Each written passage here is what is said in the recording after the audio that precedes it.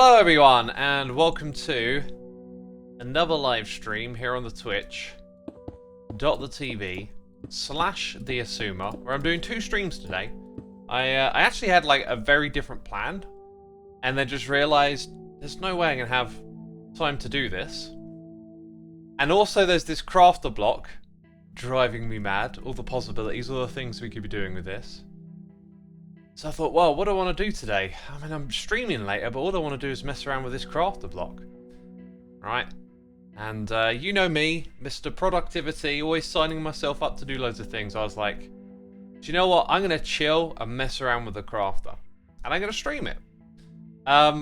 This is our new redstone testing world. If you recall the previous one with the glass and then all the glitch terrain off in the distance, that one is still around. I'm going to back it up, but we're going to start again and be more organised. And what perfect time to build a redstone world than when you've got a new block like the crafter. So, to get around, oh yeah, you can get a skull from over here. There's going to be like a bunch of utility things, I think. Farm simulator. You know, you can control middle click it and copy it. To get around, we're going to have teleporting system with everything is documented. So every contraption will have like a color code for who created it. And then it will be linked to here. And then you can get back. So this way, okay, we may not have like a super efficient layout or anything. But, you know, we'll be able to get around and see everything. Alright. Chat's going wild. So, the stream that I have planned for later today is City Skylines. I've had the game for a couple of weeks. I've recorded a series that's going out on my channel on the game. And in the stream, I was kind of torn because I wanted to play around with the game in a goofy way when we stream. So I'm thinking of doing like a speedrun city where the idea is that you continuously build. And you don't really like focus on aesthetics, you just build, right? Play as fast as you can. But I think for the first City Skyline stream that we do, we're going to focus just on introducing people to the game and playing around with a city that I've already built. I've built 2 cities, and I've learned a lot. I think if I started a 3rd city, it would probably be a significant level above the others. But that's all for later today, so you know, hit the follow button if you want to catch that later on and whatnot. So yeah, be on the lookout. I'll tweet it, I'll post it to my YouTube channel, and if you're following me here, of course, Twitch will notify you. So this is the contraption that I had in yesterday's snapshot video, and I found out the reason why it stopped working is probably because I changed the timing of this repeater from 4 ticks, but Mayschool added a pulse extender. So I think the issue is, because of the way that hoppers work, you want to lock them for a while when you put the item in. Let's go ahead and see this modified version. You can put a torch here to start it and to put it on a loop. Where are we looking? I mean, I know that works. It does enough, right? So that one's active, now this one. Not what I was actually expecting to see, but okay. So the changing of the pulse makes it work, essentially. But what I love about this block is there's really so many different ways to approach it because of the amount of, like, management of timing and items that you have to do with this thing. I feel like we're going to see a lot of different ideas emerge for this, essentially. Welcome to all the peeps tuning in. Doko says, thank you for the in-depth explanation of all the potential 1.21 new features. Thank you for that message. It's really nice to know. I want to be consistent and communicate really well with my coverage of the snapshots and stuff, and I love seeing those messages where, you know, someone just sort of says, oh, you know, this is really informative, thank you, and it's like, that's what I'm trying to do. So, anyway, I came over here and I created this little contraption. Now, we can actually ignore the observer, the sticky piston, and the comparators at the back. They were for like something different. So for some reason, when the button is here, I think it might power the crafter before it powers the target block. and it locks. There's redstone above this block, so it will power all target blocks, right? It'll lock these hoppers while it powers. I'm going to actually get rid of this because this is like the old idea. Yeah, so the hoppers are going to be locked so that an item can't fill into the bow when you power it. So that's like a good dispenser on demand. Then you've got like, you know, maybe this is a witch farm and a spider farm and a cobblestone generator. Like, you got your farms nearby, right? So infinite supply, just press the button and get what you want. Pretty cool. Now over here, with the help from Dev, who's been on the server creating some contraptions, kind of leveled this up. Again, I'm pretty sure this stuff at the back is not really necessary, so let's just get rid of that. I do like the idea of using these in a gate, so that if you run out of items coming in, then... By the way, these are filters. That makes sense. If you run out of items coming in, then you've got a way to turn the contraption off. So I was trying to do that really compact, which is why it never led to much. But let's think it through for a second. You have that. So if one of those turns on, the redstone here can turn on. And then that redstone would lead over to here. So the positioning of this clock isn't very great, and it'd be nice to find some sort of internal observation or mechanism where, you know, this is a beautiful thing about redstone, is that sometimes the timings, the events that are happening within your contraption can actually give you a clock. But in the case of this one, what we have is this.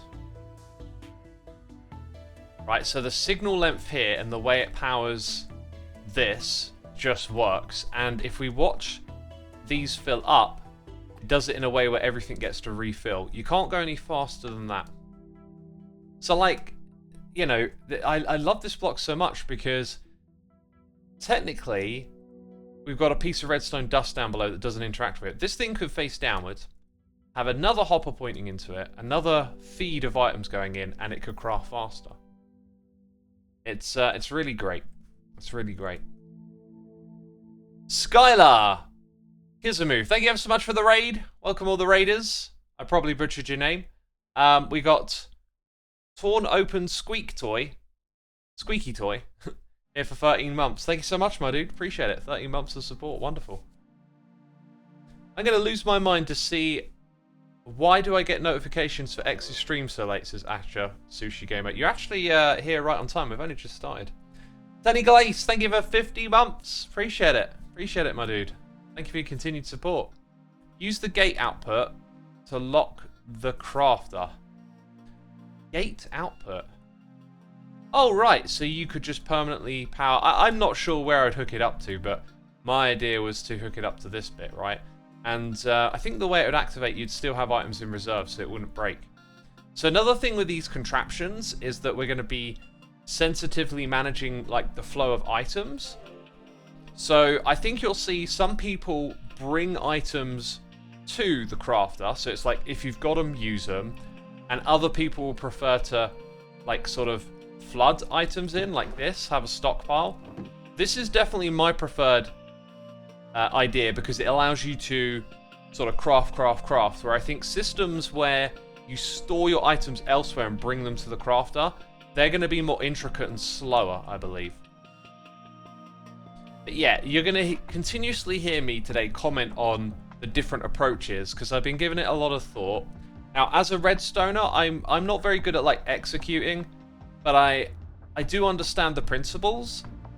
And I can see how certain things work. I just struggled through them myself. So I feel like I got like a pretty good grasp on how the crafter is going to play out. I'm just not going to be that great at executing those ideas. However, this one over here I think is a really solid idea. By the way, we've got Moonflea here for 55 months. Thank you so much. Finn Real Wiss, whose name I probably always butcher. Thank you for your 25 months. Thank you for putting up with me, my dude. End of Void Wolf, 19 months of that Amazon Prime. We've also got Hugel Blue here with the Prime. Thank you for using that on me. Appreciate it.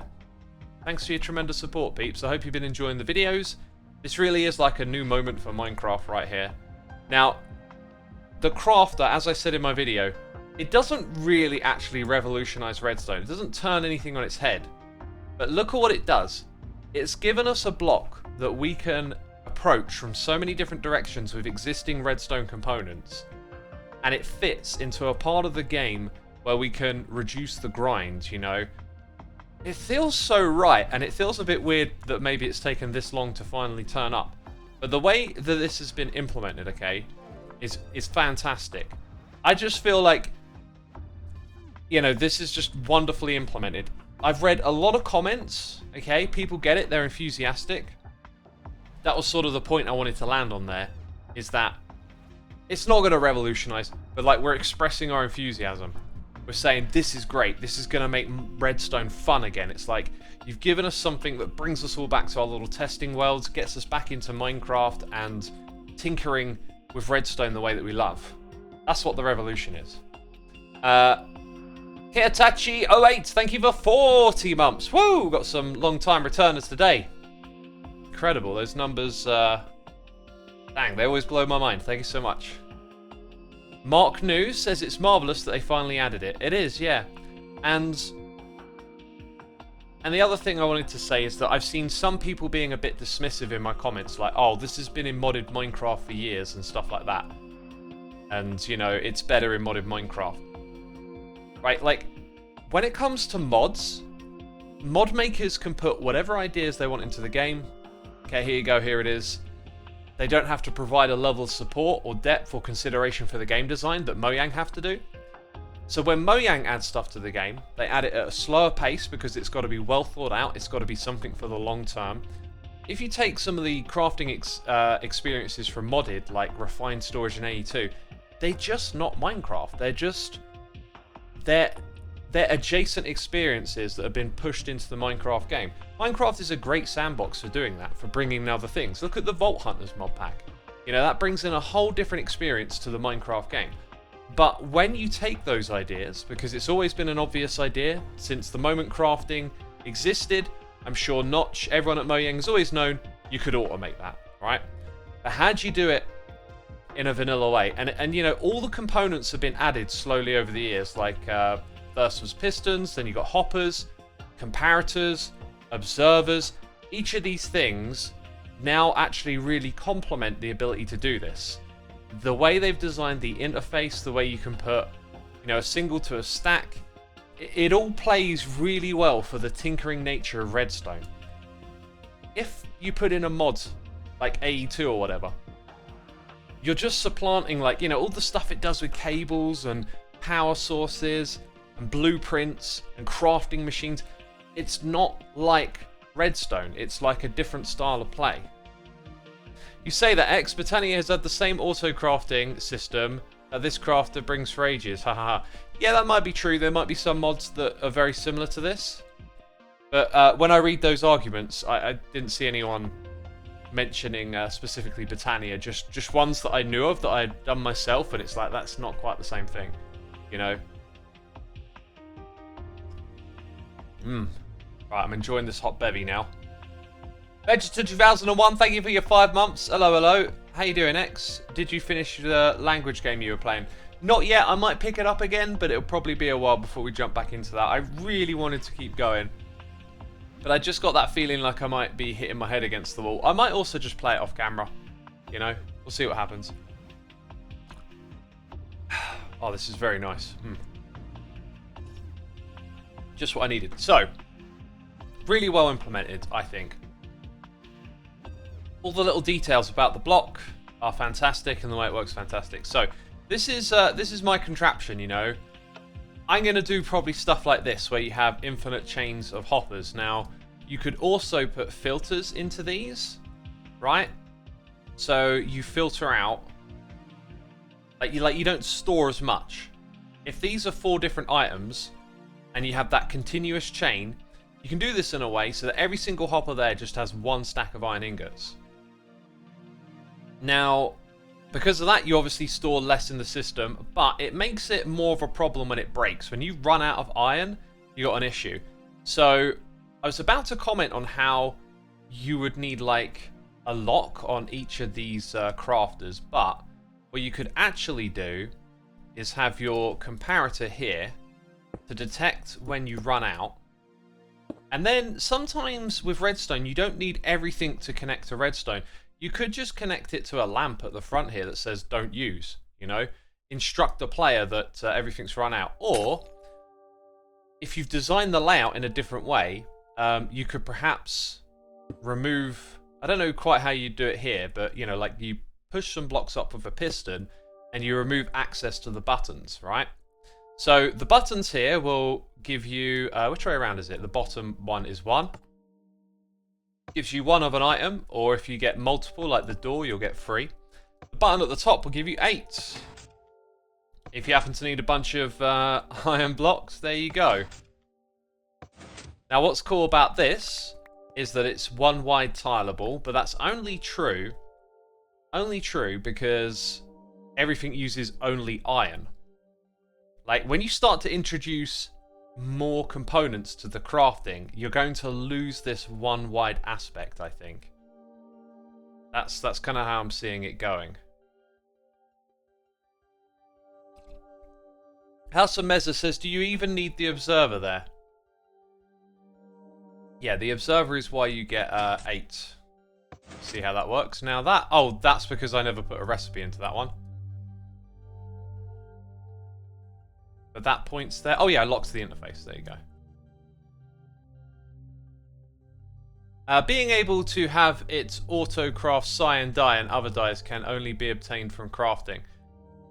Wait a minute. There's a flower that does cyan dye, isn't there? We looked this up in the crafting bench in another stream.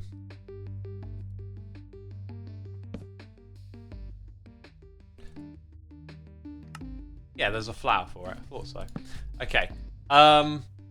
I reckon in the future they'll add a flower for purple, is it? Purple's like the one thing you can't craft on its own. Redstoners are for sure going to find a 1 wide tileable crafting setup, says J2. Maybe. Look, there's a lot. This stuff gets complicated quick. Cybot says, I think if you craft 8 iron blocks, maybe 10 plus times it might craft something else. Oh, okay. So like, because it has to refill. Let's take a look at that. Yeah, you're right. So if you keep pressing that button, it doesn't refill quick. This is what I like about it, though. Every system will have flaws. We've just spotted a flaw in this one. If you come here looking for a lot of iron blocks, you know, it'll run out. So there's so much more room for purpose-built application. If you literally just happen to need all of these items a couple of time for a project or whatever, and you want to set it up, then it works. But if you need these blocks en masse, that part you might automate. Considering that I put an iron farm here, you might therefore put this first in the chain and automate it, so actually you pull it out of a chest, and then that way it doesn't run out and your thing doesn't break. You know, but when you start to introduce those ideas, again, like the complexities increase and there's all these things you have to consider. Does it feel faster from multiple inputs? It does, yeah. Yes, that's how the one back here works. So if we nip around the back, this one has 3 inputs pointing into it, and that allows it to fill up relatively quickly, as opposed to just having 1. I say 3, but 1 is redstone and 2 are cobble, so you'll see redstone like refills immediately, and then the other ones are a bit behind it. The auto crafter for me is going to be amazing to keep stock of something always at a minimum, says AutoClicker, yeah. So, I imagine as we build some contraptions today, which I do want to do, we're probably going to find that like the way you design the contraption is going to change the way you interact with it, if that makes sense.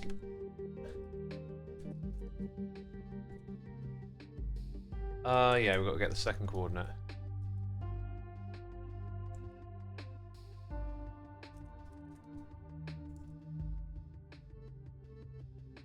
There we go, orange terracotta. That's my colour. And then this is your little... So you get teleported here, looking at that, and then you go back. Oh yeah, I also thought it'd be a good idea to put blocks on. Everyone's going to be using the auto crafter at the moment, but having blocks and stuff is good. Cybot says there is world edit now. For this snapshot? Interesting. Would there be merit for designing a system that would be for universal recipes, so that are designed for a recipe for every specific pattern, i.e. one for stair slabs? See, there is merit for doing it, but it won't be useful in game, because I think what you'll find is when you build a universal crafting system, the scale of it will become so big that it will take a long time for items to get to a crafter. So like, if your universal crafting thing supports spruce stairs, like, do you want to build a massive machine so that you can press a button and get one spruce stair and then have to wait 30 seconds, right? So if there's ways to do a universal crafting machine that's fast, then good, but it looks to me like, because of the way the complexity scales, I don't think there's like a all-in-one final goal. It really looks like it's more about specific use case and stuff. So one of my other ideas that I had, or the idea that I wanted to do today that we talked about in a previous live stream, was the bamboo. Okay, I'm thinking about ways to do this. So we're going to have a bamboo farm, right? I'm going to go grab this, and I like to put the lantern on top to sort of say, you know, watch out or whatever. Let's go build it over this end. You know, you're never quite sure like where your little contraption is going to take you. I should probably build it first and do the little marker around it after, so you got plenty of space. Anyways, the hopper is actually kind of unnecessary. So see this here, iron ingot, we're going to change that to bamboo. Then we got this. Yeah, I really miss having my mod, the item swapper. I really got used to using that with redstone. It's fantastic. Now that'll go into there, as you can see. We don't need it going all the way down there. It'll also just despawn, like, immediately. So that can pick it up, but otherwise it despawns. Could grab a sign as well and put bamboo farm on it.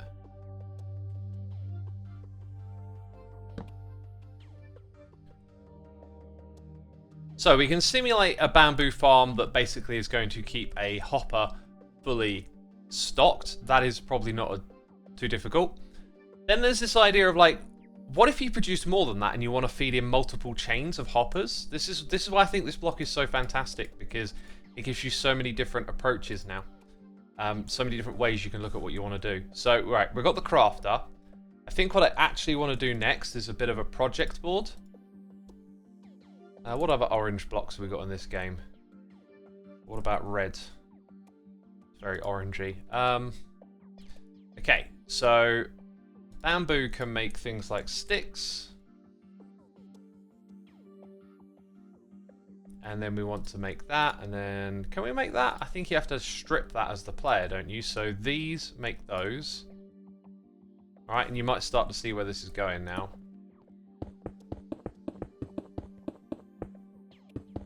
So you see how we got this like one wide setup here? I don't think it's possible, but maybe there's a way to set this up where you can do something similar. So first thing's probably just going to be storage.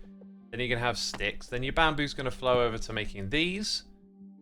But at that point, let's say we go up a level, because then we're taking that. So I'm thinking of another way to do this now. I wasn't entirely sure where this was going to lead me today. I was sort of picturing some like double crafting going on. But when you get to this stage, if you just put that into storage, and then once it's full, you pass it on, which would be the same thing this will do, except with crafting involved. Okay. Definitely going to need a crafting bench over here.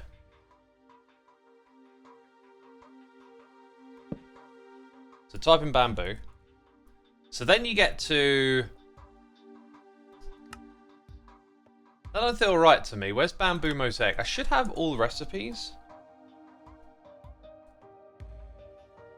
No new recipes were learned. Okay. Oh, or maybe it stacked them together. Yeah, there you go.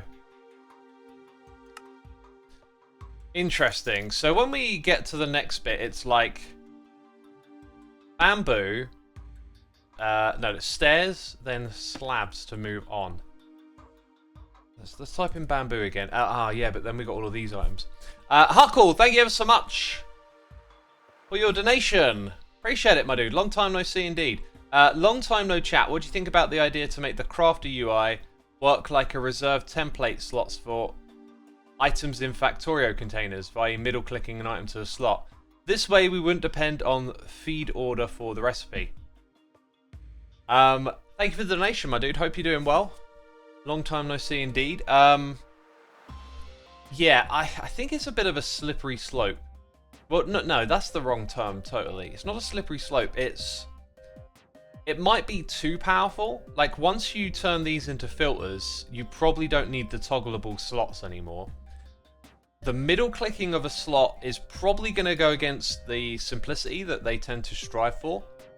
Especially when you're using consoles and stuff. Like, that's like another step of complexity for a game that is, you know, we have to remember this is played a lot by kids as well. And so they try and make things as simple as possible, which I think this kind of is. But you might just increase the power gradient a little too much with something like that, where it gives you a level of convenience where then if you end up with your contraptions sort of streamlining into a sort of one size fits all, you know, like how nowadays everyone knows how to build some sort of overpowered iron farm that Ilmango or someone has designed. Like, I think it's better when there is a range of diversity on how to approach the different situations. I feel like something like that is too strong.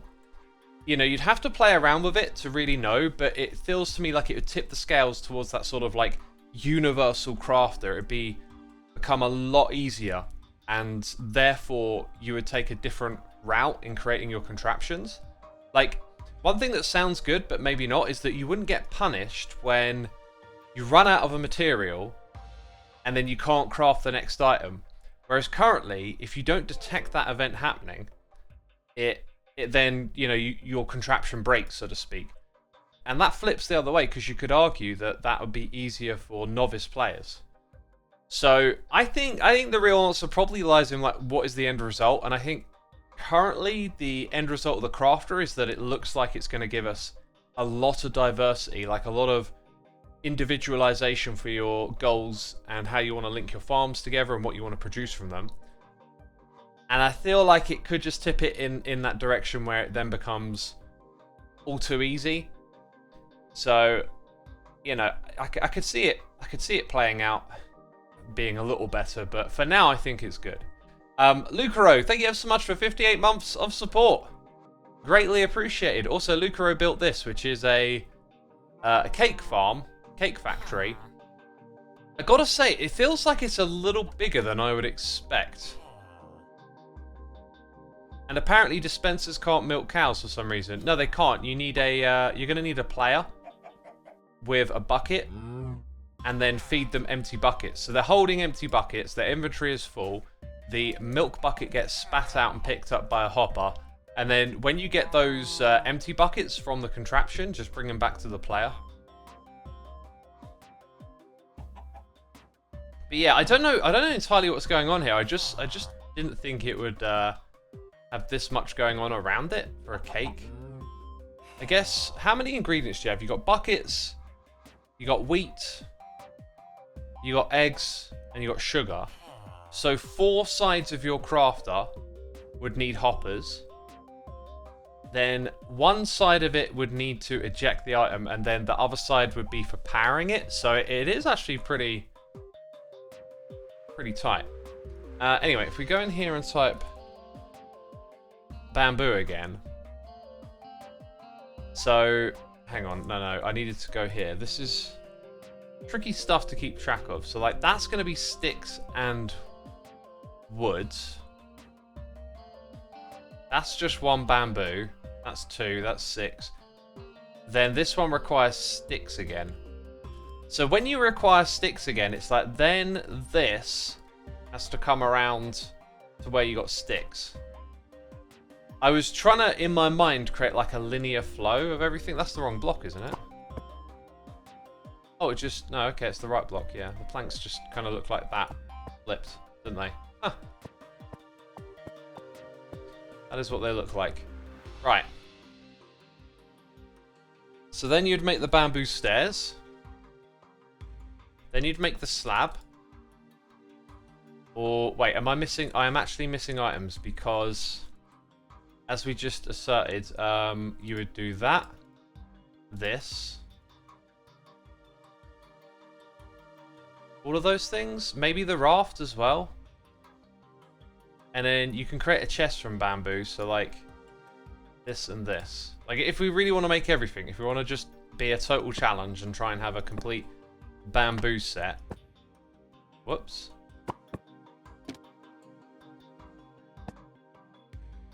This is, and I think at this point the idea of it being one wide tileable is probably going to be a bit of a miss.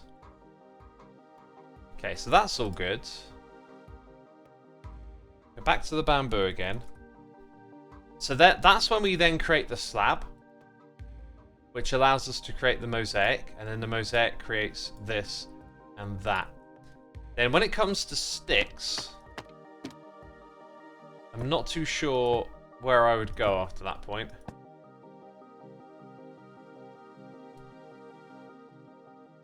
I guess your sticks could feed all the way back round, or you could space it out and put them back here. My mind's already trying to think about compacting, but basically this contraption is just going to be too much already. Like, best to just get it underway. Common thing I find with redstone contraptions is like it's difficult to like visualize the whole thing. So yeah, right, we want storage. Let's go get, let's see, we want, let's just use barrels. And then we want a hopper. Now I think I'm going to rather deliberately move the first bit of storage all the way forward like this.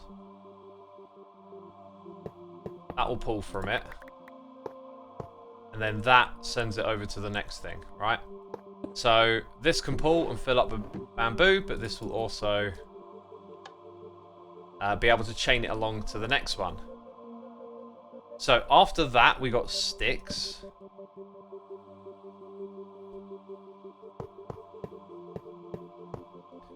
Probably, I really wish I had like the stack command right about now.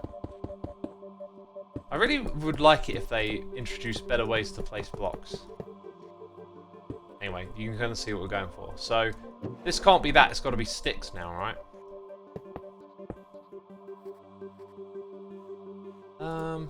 Oh, okay, that's always a problem. So we can do that, we can let whatever flows into it, we're not worrying about the flow. Now the thing is, like, how do you want to do this? Because you could, I think, because there's no error, if you want it to be really compact, right? Again, the amount of ways you can use this thing is crazy. Like, you can do that if you want to. The only thing might be is that when it fills up in front of it, it's just going to continuously waste, which is a very good point.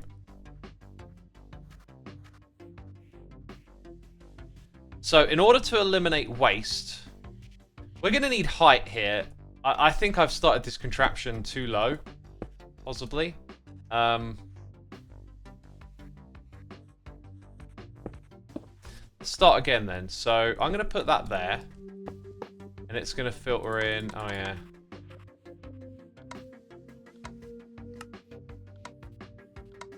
You kind of double click it and get it. There you go. So this thing will only craft, let's say, when it's full. Yeah, but now you can't use this. Wow, that's annoying.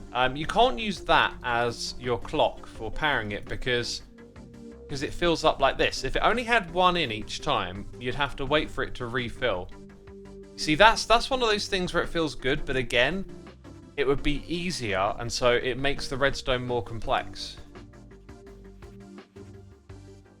So now what we want to do, I guess another way to do it is to maybe, okay, right, so let's say this is here doing the same thing. And we're putting this into that. Get rid of all this. Now, what's different is that it's going to eject it into a hopper. I need a redstone block.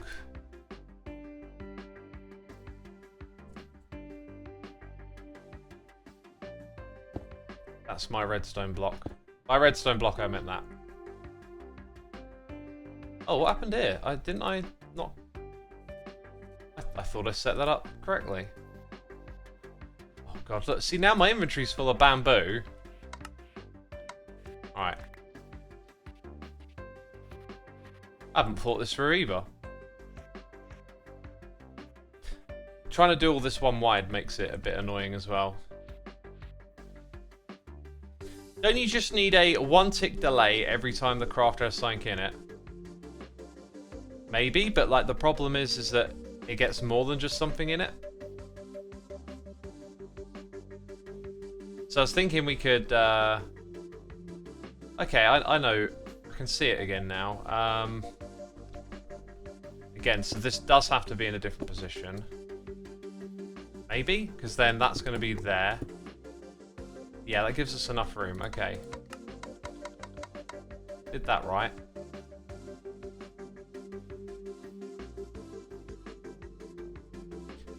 There's no way this contraption is going to fit where I've put it. Oh, gosh.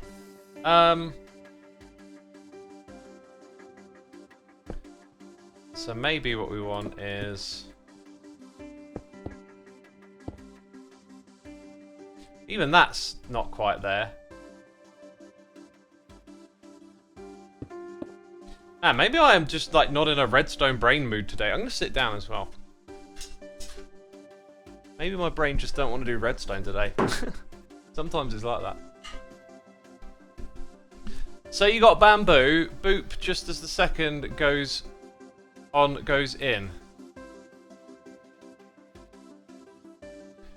I think you're missing the point again. Because it fills up, you can't use it for a clock, basically.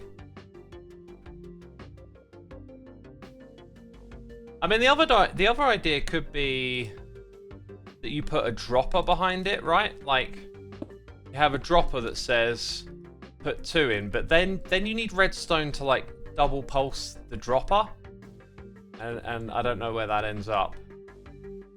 Maybe this is something I'm not thinking of here.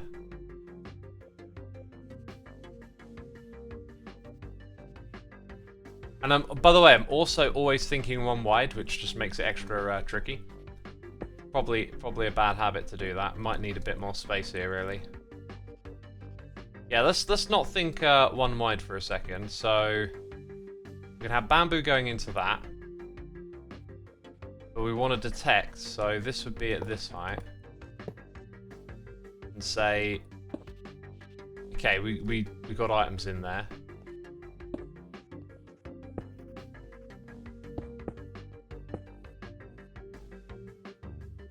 So actually, no, wait, we want that to be higher. Here we go. That's because that's got an item in. Whoops. So like, maybe this now just, you know, comes down to this level or something, right? We ignore that barrel, but that's slowly draining then, I guess. Oh, we ended up with the wrong item in there. Interesting. Also, that's noisy. Do you want a contraption that's that noisy? That seems insanely loud. Oh, it's because I'm on my snapshot profile, I guess. The sounds are all deliberately louder on there.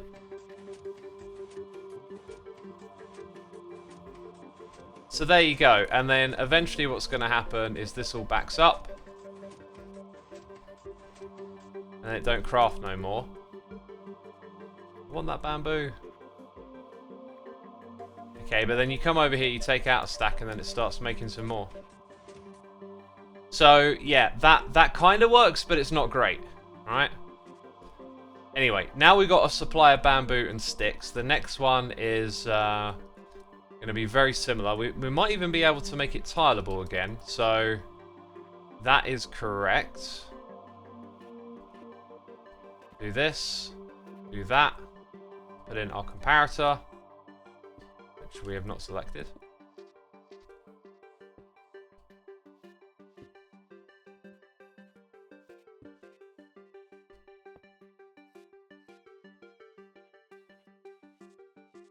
Suspicious. How is this not filled up already?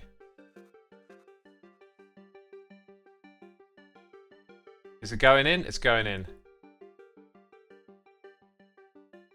Oh, is there like a... That powers the one next to it. See? So making them side by side is not good either. Right. And in order... Well, that actually can be easily changed, funny enough. And then look, I've run out of room. I really need world edit. I really need world edit. I can fix that, actually. Am I going to rebuild this whole thing again? Because I can actually keep it one wide. All right, let's try rebuilding with more space in mind. So we've got our first three things like that. Right, they're all going to have two hoppers pointing into them. Again, just using like a lot of... Two might be a bit much, but for now it helps. Again, just using a lot of stuff all the time. Hey, Cybot's here. Wait, he's got an axe. How is it... Did Mace just put it on? Was Mace just like, hey, we need this? Oh my god, we've already got world edit. I didn't know. Thank you, Cybot. Actually already got it. I haven't been looking at chat a lot, have I? I've just been caught up in my thoughts. Well, that's wonderful, isn't it? That saves us a bit of time. I'm getting sick of this mouse and using the mouse wheel. Like, I'll scroll in one direction and it'll stop and won't go the way I'm going for a while. Oh, it drives me nuts. Okay, so I kind of want to move it up. Let's go about 8 blocks up. Then I probably want to move it forward.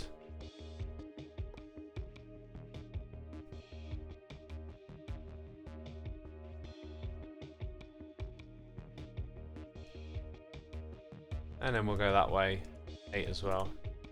Give ourselves tons of space. Okay, the thing we want to repair is down here. So we're going to have this and that. The trick will be that we need to move these out, as we will need to do with these.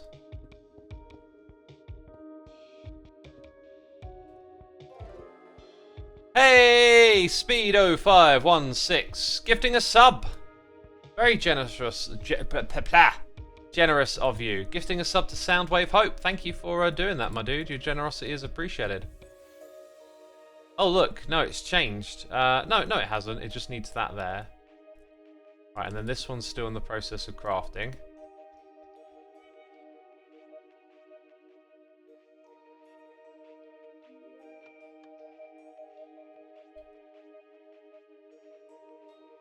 Okay, what's happening now? Oh, was this thing still filling up that whole time? I would not have thought so. That'll help get these things to the right place.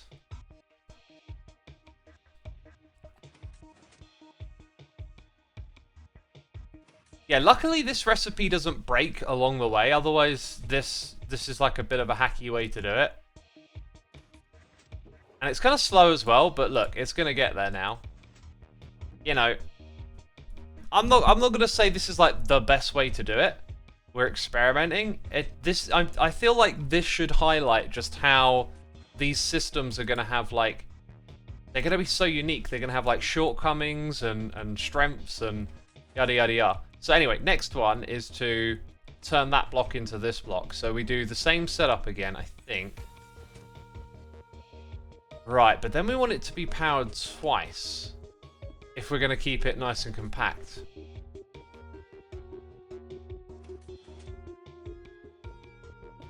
Oh, this gets tricky, doesn't it? This gets tricky. So this might be one of those ones where you do want to leave it permanently on a clock. So like, you can actually just have this continuously run. And again, no recipe, so that's not a problem. But then its output goes into here, and we just want 1. So whenever an item goes down through that hopper, that's potentially a time to make a signal into here. Or you could basically use this clock again. And hopefully this is tileable. I really don't like this sort of redstone, though. I like it when it runs off of, like, events.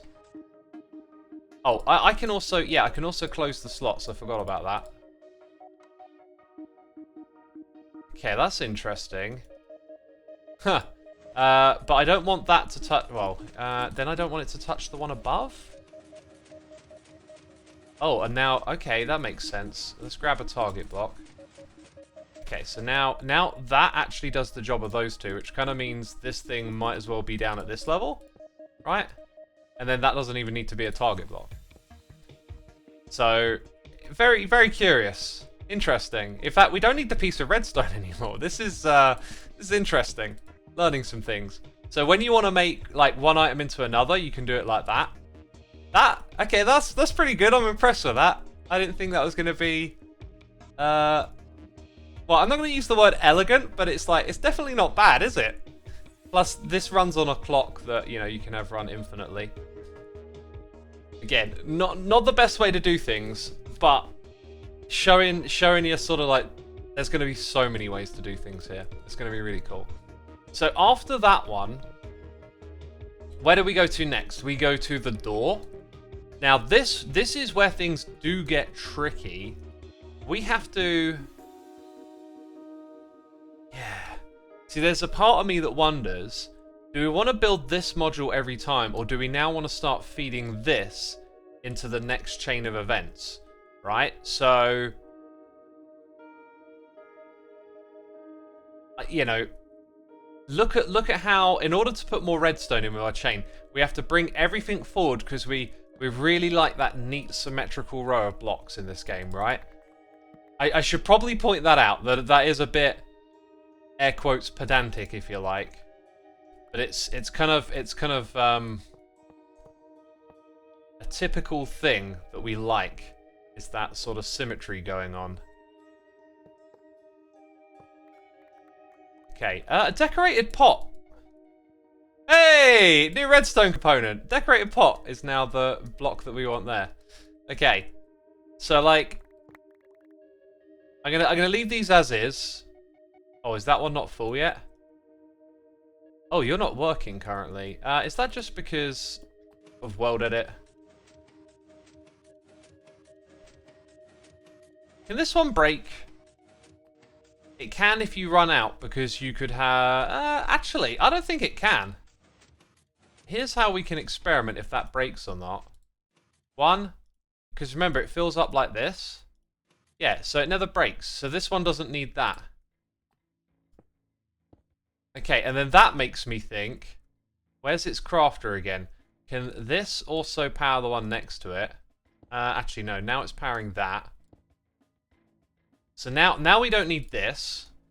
Is this true of the first one as well? Hang on, I think it's true of the first one. None of them need that stuff. Oh, yeah. I'm learning as I go. So actually, all of this doesn't need any pistons, right. So now let's look at this very differently. This will also change the height of things here. So everything we've built so far needs one clock. And that, to me, screams for this at that level, which means we could just have this. Might not be the most compact thing, but this will do the job. Okay, so bring in an observer. And there's your clock somewhere back there. You know, you can rearrange it. You can make it a little prettier if you want. Let's actually do that. Just because that's better. Right, but now, at this level here, we can actually go directly into the hopper in front of us.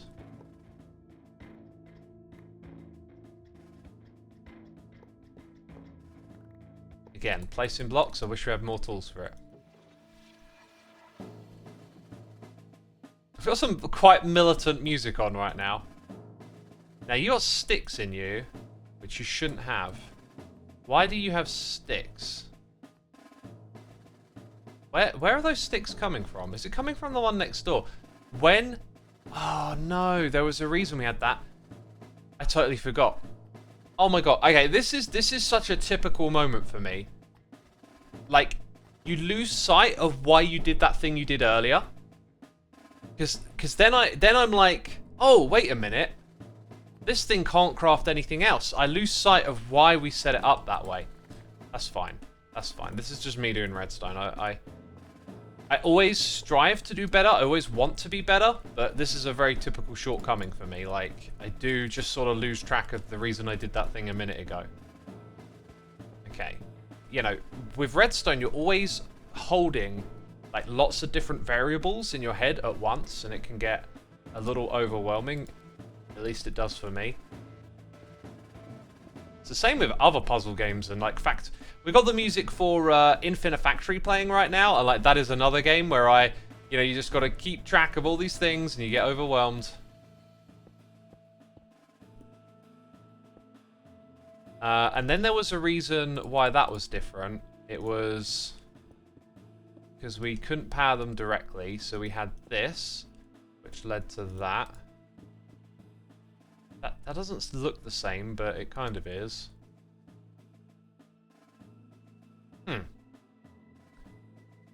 So yeah, then we had that.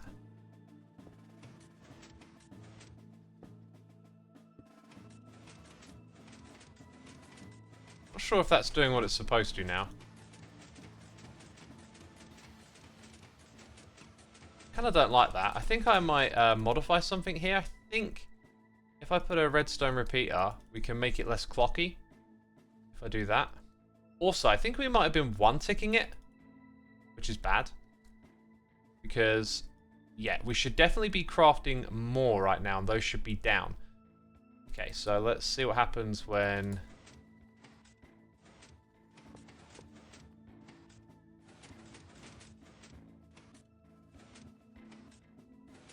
Why was there... Okay, this one freaked out.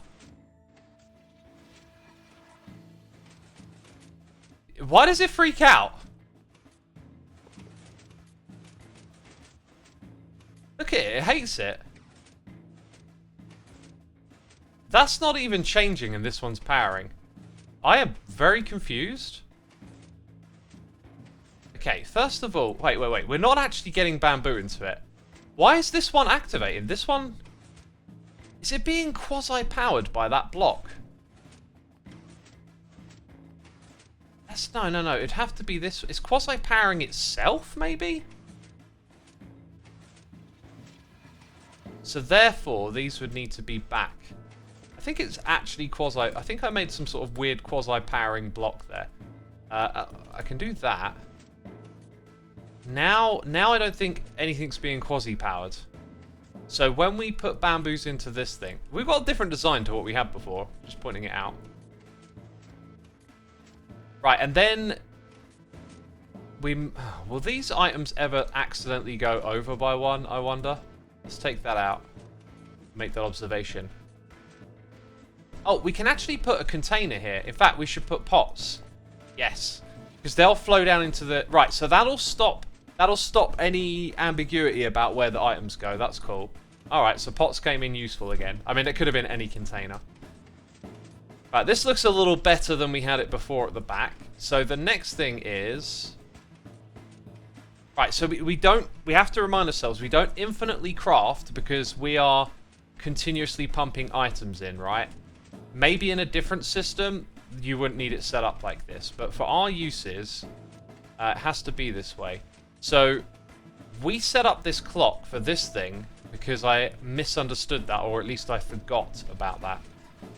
But one thing we can do here, I think, is we can rely on this one because we're always going to be pulling from the furthest source back. Okay? If that sounds a bit odd, let me explain. Like, this container here isn't going to back up if we don't let this one back up. So when we put in these systems for the clock, we have to pull from the furthest container at the front. Okay.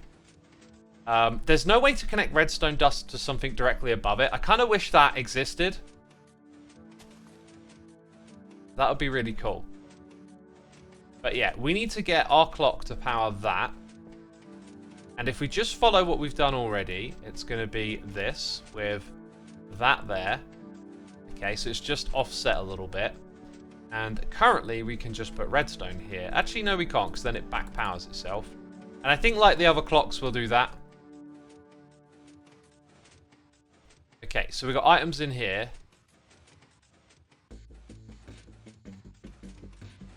Very, very curious to how this one performs.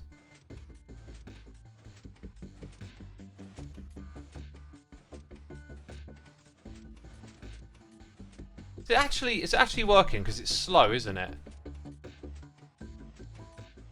Or is it going fast enough that I'm just not... I don't think I'm seeing the item appear here, but it's actually doing something. Okay, yeah, I just put that in. A little concerned that we got bamboo planks in here. Little concerned. How did those get in there? That might have been when I was goofing about a bit. Let's check that recipe. Yeah, there's... I don't know what happened there, but there's no way that makes sense. Right, what are the other things we need this to do up here? It's just to, like, basically fill up all the way. I'm really surprised this hasn't filled up down here. Yeah, so when it comes to filling up these containers, I'm going to get rid of those. And we're just going to have this for now. And then that'll stop the things behind it from filling up. But so far so good. So now the whole system should stop in a second. Shouldn't it? Oh no, this one's got more. I missed these. Yeah, now it will stop. Nice. Right. I'm pretty happy with this so far. But it is getting more complicated, and we have a decision to make here. Because now... do we want to keep repeating the same... I think we can. I think we kind of can. Right, let's start with this crafter here. If we were to repeat the same step again, that we convert... I don't have a zoom key, but that one into the next thing. Now, the issue is this. First of all, we can make a button. So, that works. In fact, that immediately ruins because it's a shapeless. The button is the only one we can make again. Or did I miss a step? Because that makes them, doesn't it?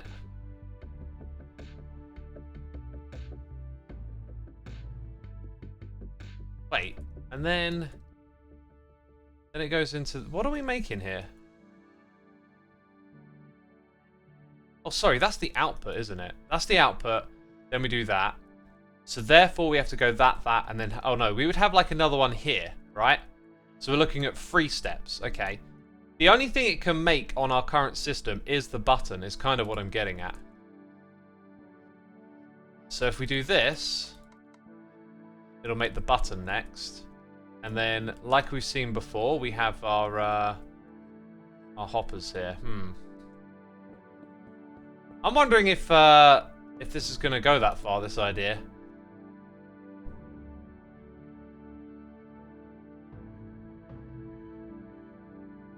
Another thought. Okay, I got an idea for compacting, but we know this would work, so let's see what it would look like. So you want to sort of double up our power here. So what if that crafter were here? The other one was flipped. So this time it sends it backwards. Goes to there. Now that would power all 3, but then we've got this issue of like the crafter. We can also have the crafter face downwards. Oh. Wait a minute. Like, what if I put that crafter directly into this one? Okay, I'm going to redo the previous slice. I mean, I like that. Actually, let's just build it again here. Like, if our crafter faces downwards...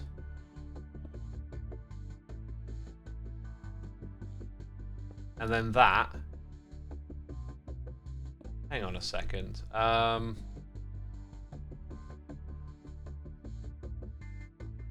I guess at the bottom here I can make it face forward. Like, that's sort of the same thing. Oh yeah, no, we want the hopper to be one lower. Interesting. That's sort of the same thing. Okay, yeah, you put a pot there. Right, so we are powering these things like so. If I power the one in the middle, it powers the other ones too. The only thing is we want that to be one block higher. And I guess I could put redstone there, but then it powers the one to the side of it. So for now, you can get away with it like that. Interesting. So that also does the same thing. Right, let's go ahead. Yep, and then I need to configure these rather quickly. Oh, I got lucky. Is that correct? So bamboo block. This one then makes the planks. Planks make the buttons. We got a pressure plate to begin with. There you go, we got a button. We've got 2 buttons. And then it needs space to move items into to keep the clock running.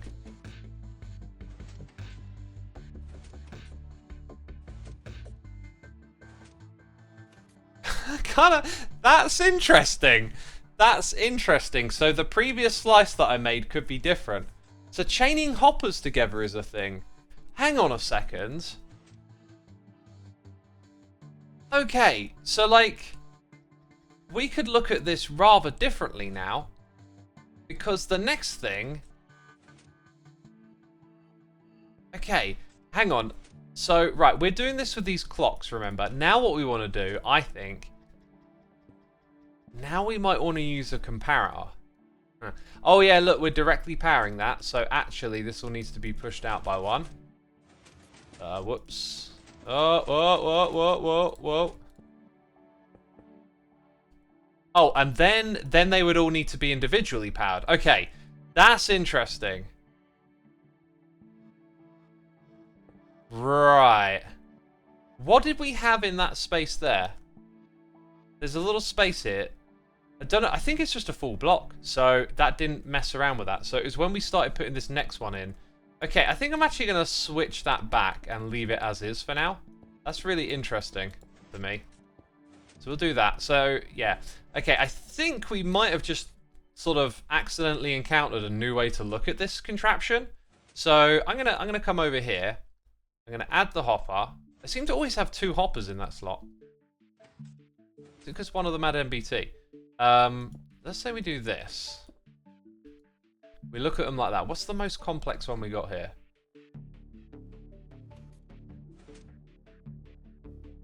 So yeah, we got that. When we power it, remember that's the only thing that we can get. Then we turn it into these. We get 2 of them. Then let's say we want to turn those into slabs. Now here's our first issue with the way I'm currently laying it out. We can make a button, but if we get 2 in there... Oh, no. I've got it the wrong way around for some reason. It's that. Okay, then we get 6 of them. Let's go down again. And then we would have... this. I need the slabs.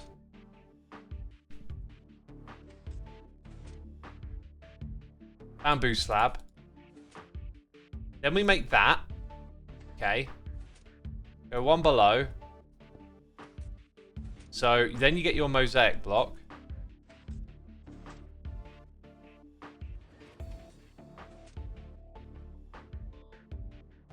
Right, and then you get that. So, like, look at how many more steps there is, okay? The issue currently, I think, is that when we reach this step, you can accidentally make the wrong thing. So you kind of need some sort of exception here. Right, there's no way this thing is going to be tileable at this point. So I'm thinking, what if we power it from the side like there? So you can only fill up 3 slots. So you want 3 pieces of redstone. Also, by the way, if you want to make this tileable with your redstone, right? When you make something that's too wide, you got to remember that what you're building here could be in the next sliver. Right? So if I put a target block here, for example, the next sliver over here could have a piece of redstone there that interacts with it. which makes this really awkward. But possibly we could work with the verticality of redstone to change things up a little bit. So not all tileable designs have to be like the same every single slice. Okay, so now that we got that, it might be better if it's actually here. And that's there. Then you've got a clock. How do I always get... Look, I always seem to get 2 hoppers down there. Right, how long have we been streaming for? Over an hour? It's like drifted by so quick. I'm not surprised. When you're doing redstone, you lose track of time. We had a noise in the ear as well. Saw IXOTV, thank you ever so much for your prime. Appreciate it, my dude. Hope you're enjoying the stream. Right, now that should stop, though. Why is that still... That comparator hasn't updated. Right? Oh, I actually had a bit of bugginess with a comparator on this thing the other day. Correct me if I'm wrong, chat. Oh! I know why. It's because of that. Ah. So now I need a signal strength of 9. So therefore you want to put this here, and you kind of lose the compactness. See, this is where possibly you want to... I don't know, if you want to have like tileable stuff with these crafters, because of the way you need to work with signal strength, it feels like it's going to be really tricky.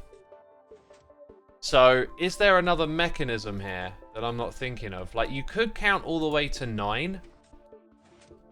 So 1, 2, 3, 4, 5, 6, 7, 8, 9. But you can see the issue there, right? And that's all just to preserve the 1-wide nature of this, or 2-wide at the moment. If you don't disable those boxes, you could do it the way you want, but it'll still be riskier. Barrel with items to compare to. Or you would just use a lectern. Again, I'll restate it. You lose the dimensional compactness once you start doing this, right? Because I was kind of picturing, okay, we can't do it 1-wide, but maybe every other. I mean, another thing is you could just fit this all in and then feed the items into like, so they're all side by side at the end. But what I liked about this is if we could get this tileable, right, then you know your end chest is literally here, and then the next one, right, I don't know how tall it's going to be, but you can build them from the base up where you pick up the items. Can you picture it now? Like, this does all the crafting, that's your storage. So if we can fit it in that 2-wide slice, then you can walk into a room where all of your items are like lined up 1 block apart, and you can just take them out and grab them, right? I think. Would a timer work like a global every 30 seconds? Probably. Probably. Just trying to... I just want to sort of create a system that might have a bit more universality to it. So creating it like in slices, and if we can figure out compact ways that you can deal with an issue like this, because there's going to be... That's the other problem, is that with future recipes, it might be that you need both that and another one. Same concept as the auto potion dispenser. Just set up items in order of barrel.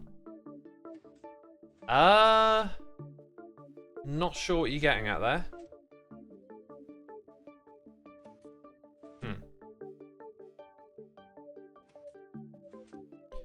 Can you use a comparator to feed back underneath with a redstone torch underneath the crafter, so it disables it once the output container is full? Wouldn't need to touch the clock that way. Just constantly power it to keep it locked until you remove an item. That is a very good idea too, yeah. That's another... How would that... Like, we got off to such a good start here and then just sort of got derailed. Maybe I should have stuck to this method for building this stuff. How would that work? So... Oh, yeah, it'd be like a clock override, right? So... I could totally see how that works. I can actually sort of world edit some of this. Right, I think what I'm going to do is world edit what we're currently doing here. And just move it away for a moment because it's been a bit of a distraction. But it's an idea I'd like to come back to. Right, so I'm going to put that over there. That's fine. And then I probably want to copy this again for the idea that was just expressed. So let's go pos 1. Pos 2. And then let's just move it over here. 15 blocks. Right, so what we're talking about doing is having that universal clock again.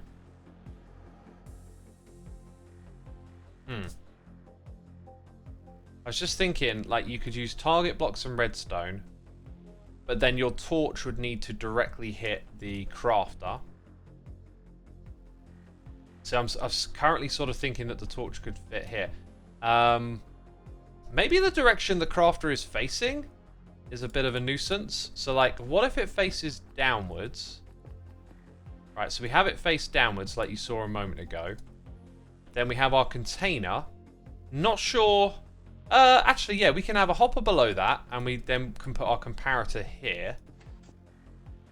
But then we want our our torch to reach here, whilst allowing a clock to reach the same spot. So there could be...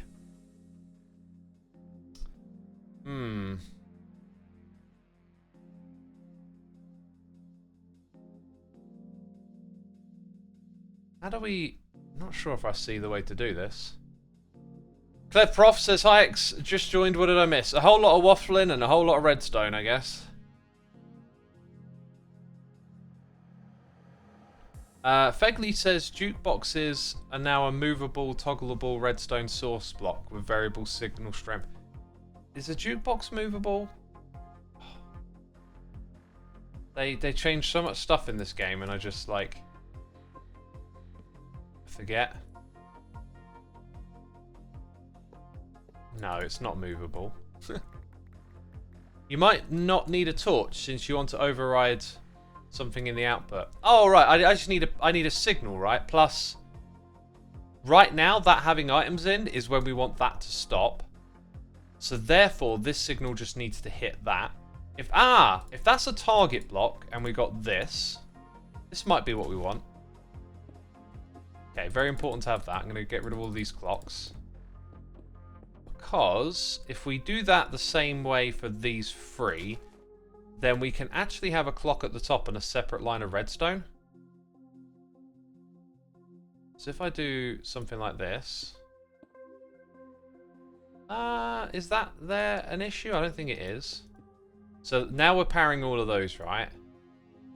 So that should be crafting and put... I think I accidentally put a different item into there, maybe? Oh, look at how fast it's crafting.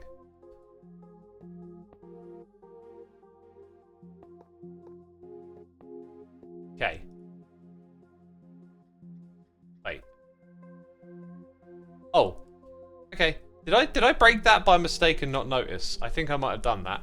So when that decorated hopper gets filled up, this will be on, but I think only for this target block, right? So we'll ignore everything else. We'll help this thing out a little bit. Okay, that's now filled up. Wait. Is that working or not? Let's...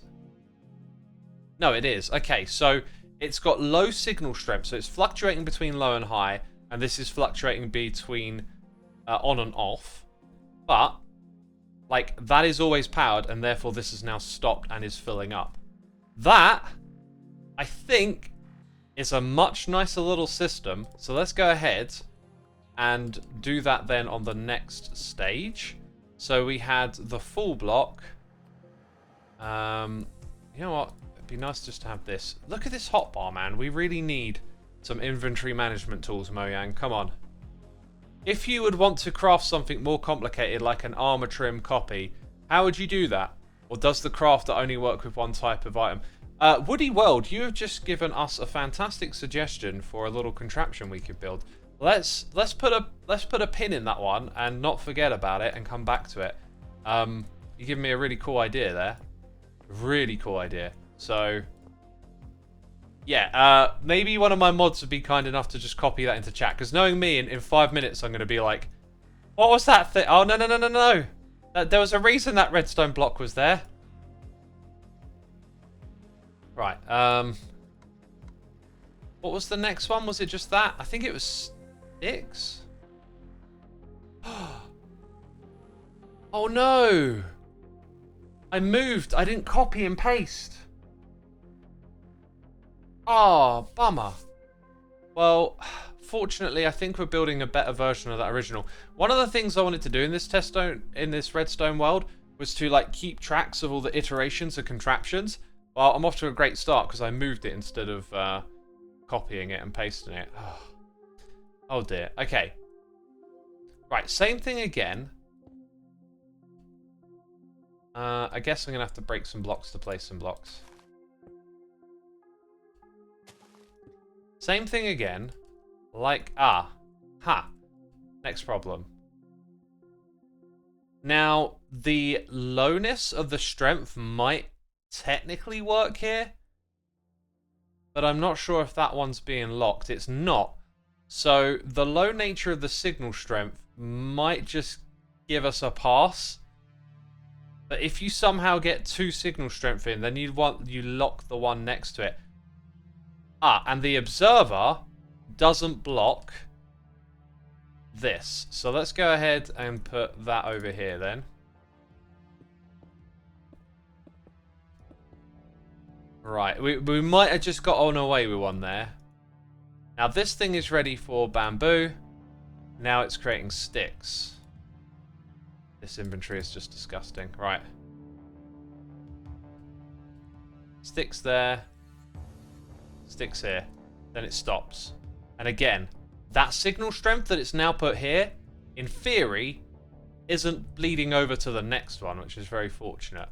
Okay, now the challenge gets interesting because now it's going to go twice.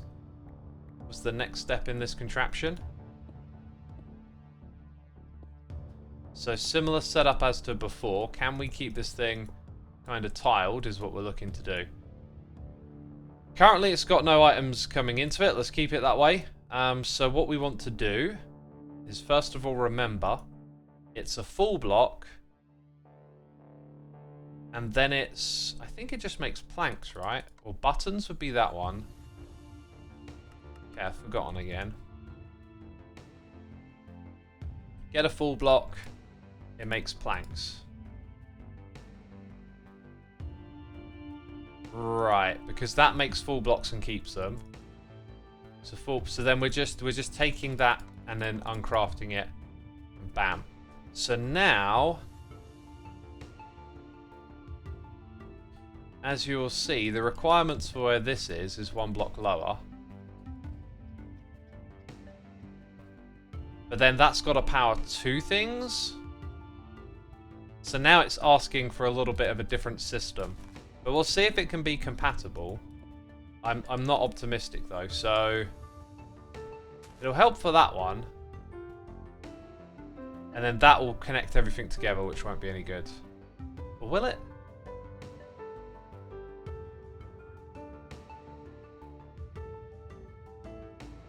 Not sure what we want here. It feels like we're also going to break the idea of this thing being just a continuous line that's useful everywhere. Yeah, that doesn't connect to that block, but you have to do that, but then you're locking that hopper. So then you need a redirect signal. And then you're powering that as well. Which I'm not sure is an issue or not, because it's all on the same beat. But it still doesn't point into this. And now I'm really sad that I got an idea. I'm assuming people are listening. If someone copies this and just puts it over there, and I do undo it, it might put all of my redstone back, and then we'll check out the other idea.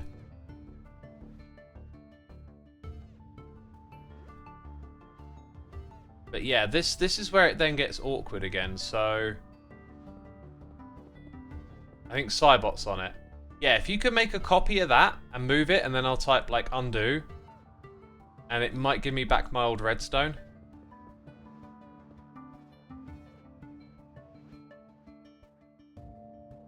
Do not... Oh, if I power that one directly, it'll power the one above. But keyword there directly. And then you need like a different override system. Nice idea until it gets complicated. I mean, the other thing is, like, maybe I just space it out one block. Where did it get pasted? Over here. Thank you for that, Cybot. Right, let's do... undo. Yay! We got our old redstone back. Cool. Okay, so this thing... I'm going to need a bigger plot for this one, aren't I?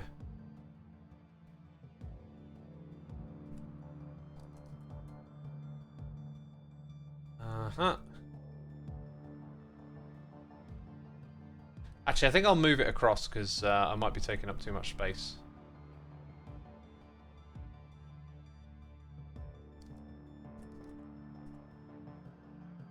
Let's go for the terracotta. Bam. And then we need an axe.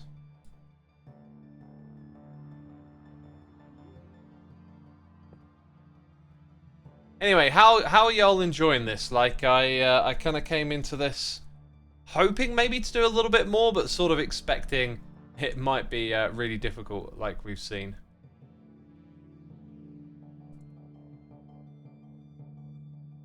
Oh, that was dangerously close. In fact, that went right into it. What was I thinking?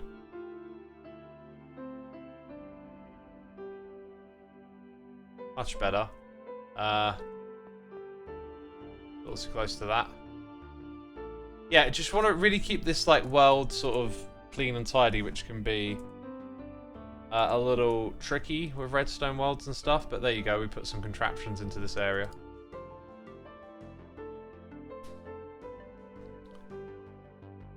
Okay, where are we at? Nicholas, C2, thank you ever so much for resubscribing for 5 months, my dude. Greatly appreciated.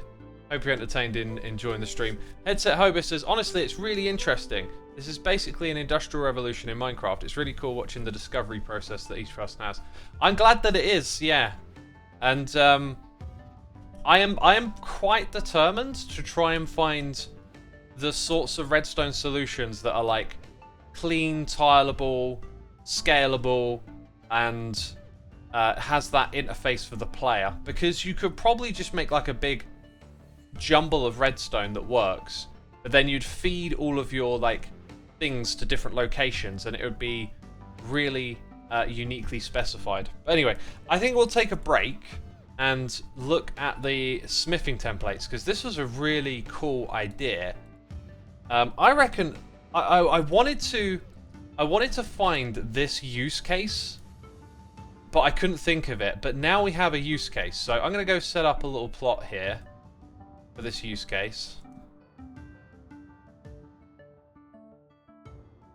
No, not that one. Fill biome. That is a vanilla command now, isn't it? We do want a little bit of uniformity going on, so lining up some edges. Okay. Right. And then we it still looks really wonky, doesn't it? Because there's an edge that's different. Okay, so the recipe for a smithing template for all of them is that. Oh no, they're slightly different. Ah, I thought you'd be like shoving it in and it'd be like a little universal thing. Okay, that might make it slightly... Okay, how many different materials do we have? We've got cobble. Okay, 1, 2, 3, 4. Same again. 5, 6, 7. 8, maybe? Yeah, 8. 9, 10.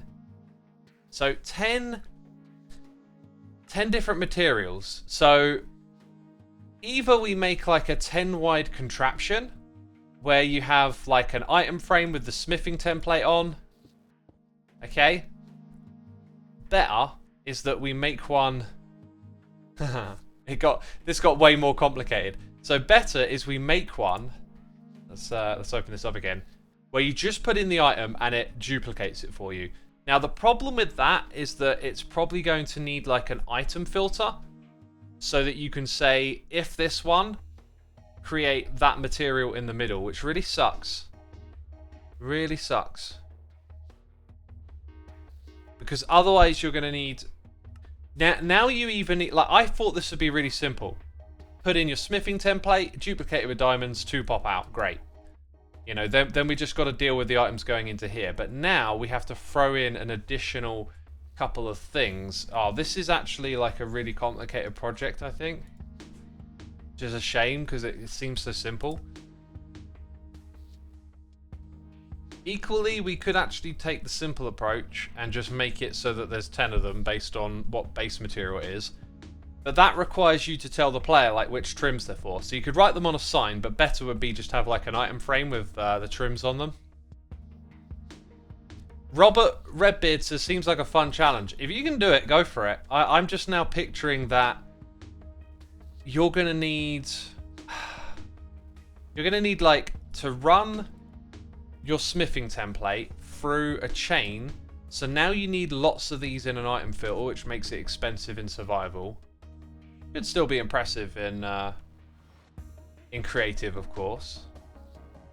Actuous, thank you ever so much for resubscribing to the channel for 7 months. Your support is appreciated, my dude. Hope you're enjoying the stream. As for everyone tuned in, be sure to hit the follow button. I'm doing another stream later today with City Skylines 2. We're allowed to stream that today, so 2 streams in one day, I know.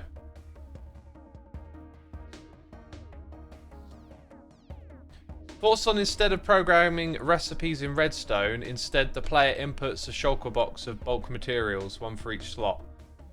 Oh! Oh my god, Snowman, that's a really out of field. So what you're saying, hang on, if I understood what you're saying correctly, it's like the player... this doesn't make sense. If I understood what you're saying correctly, the player is going to give like the shulker box the recipe. I think this immediately doesn't make sense, and I can explain why. Because... No, I must have misunderstood what you said. This doesn't seem like a good idea at all.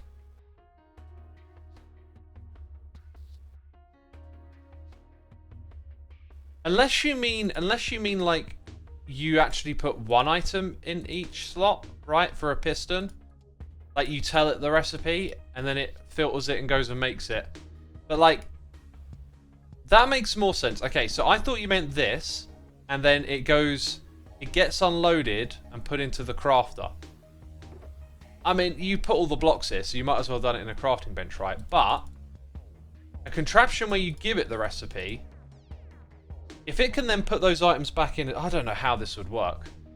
Because, like, I can understand that a dispenser could place this above a hopper, you could read its contents. So you could read... actually, yeah, well, I'm visualizing it like this, but maybe it reads like this, and then when it's done, it puts the items back in. So you could have a shulker box for the piston recipe, a shulker box for another recipe. You give the machine that shulker box, and then it gives it back to you. So once you set up a recipe as a shulker box, you don't ever have to mess around with it again. Is that what we're getting at?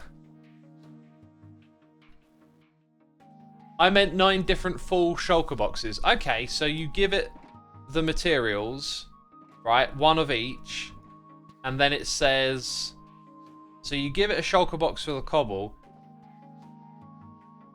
See, the thing is, you've got to feed them... Okay, actually, I can see how this would work. Right, so... I think I'm going to be doing crafting here on a level that is like... I'll show you potentially how it could work, but I probably won't be able to make it work myself. 1, 2, 3, 4, 5, 6, 7, 8. So like you saw with the other contraption. Okay, you can have this. Well, actually, you don't... Oh. No, yeah, you do need that. Okay, so... You got those, but now we're saying that we want to... Yeah, we want to put these shulker boxes in. So you give it a full box of each material, right? You got your wood farm. You got your cobblestone boxes, redstone boxes, iron. They could all come from farms. They could be compacted into shulker boxes. The shulker boxes could be pre-crafted by a crafter. So then whatever material it's got in it, places 1, 2, 3, 4, 5, 6, 7, 8, 9. And then this thing goes ahead and puts them into the crafter one by one, right? But then, how do you get your shulker box back? So if there's a way to get the shulker box back, maybe maybe you have like two more steps here. Okay. So when it's finished putting all the materials through, you've got like a shulker box filter or something here. Like you've got a hopper that's locked, and then it unlocks to give you your shulker boxes back. That could face this way. So like it spits out the items into a container for the player to pick up, and then there's a container for you to pick up your shulker boxes next to it. Okay, I like doing redstone like this, where I don't actually make it work. Where we just conceptualize. That's pretty cool. Also, the other thing is, then you need a similar distribution mechanic for these. Like, maybe you do it with a minecart. I'm not sure it would be best, but you've obviously got to put the hoppers into a chest. Then they've got to somehow get over here. So back at our interface bit, like, you know, maybe the player's at this height, reaches down to get their items, puts their shulker boxes in up here. I don't know. Yeah, I would see that. I would see that as a cool contraption that you probably would use once in a while. Once in a while. Complete a noob. Thank you ever so much for the prime. Appreciate it, my dude. Hope you're enjoying the stream and having a good time. What was Cybot doing over there as well? Also, what is this? We should do a little showcase of what other people are up to soon. In programming, we call it pseudocoding, and it's a great way to visualize an idea, says the Andrea. Yeah, you sort of plan out all the steps first. And then you give yourself time to think about all the different edge cases too, right? And things that could go wrong. Zinlu, thank you so much for the prime. Appreciate it, my dude. Hope you're enjoying the stream. Meti Jav says, what if all the diamonds are constantly in the crafter and the trims and the blocks just consume and the trims pop off? The diamonds are still in the crafter.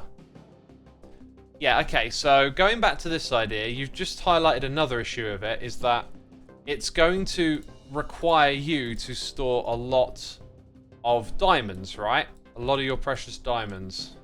Hang on a second. Can you not drag click on this one? Oh, you can't drag click to space the items out. Interesting.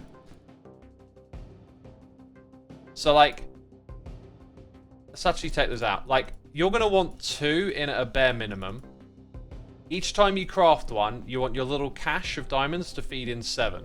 What you don't want to do is just have, like, a whole bunch. And especially if you've got lots of, like, 1 for each. So we're talking about the one where it's 1 for all, right? Okay, so we feed it an item for a hopper. Then it's going to need 10 filters, like classic impulse SV item filters. Right, 10 of those. And then that means you got to store like some smithing templates already in here. That's not fun. But when it creates a pulse, your thing will come through. And I think the way you would do it is you would probably just stash like a dropper full of the thing that you want to bring it back to this thing, right? Maybe you can actually time it relatively organically so that this thing will turn up first and the material that you got through the dropper will turn up second. Kind of seems like it might be possible. I'm gonna try have a go at this one. Or maybe we should get some more. Hang on, I'm doing it wrong. Maybe we can get some more suggestions first, perhaps? I don't know.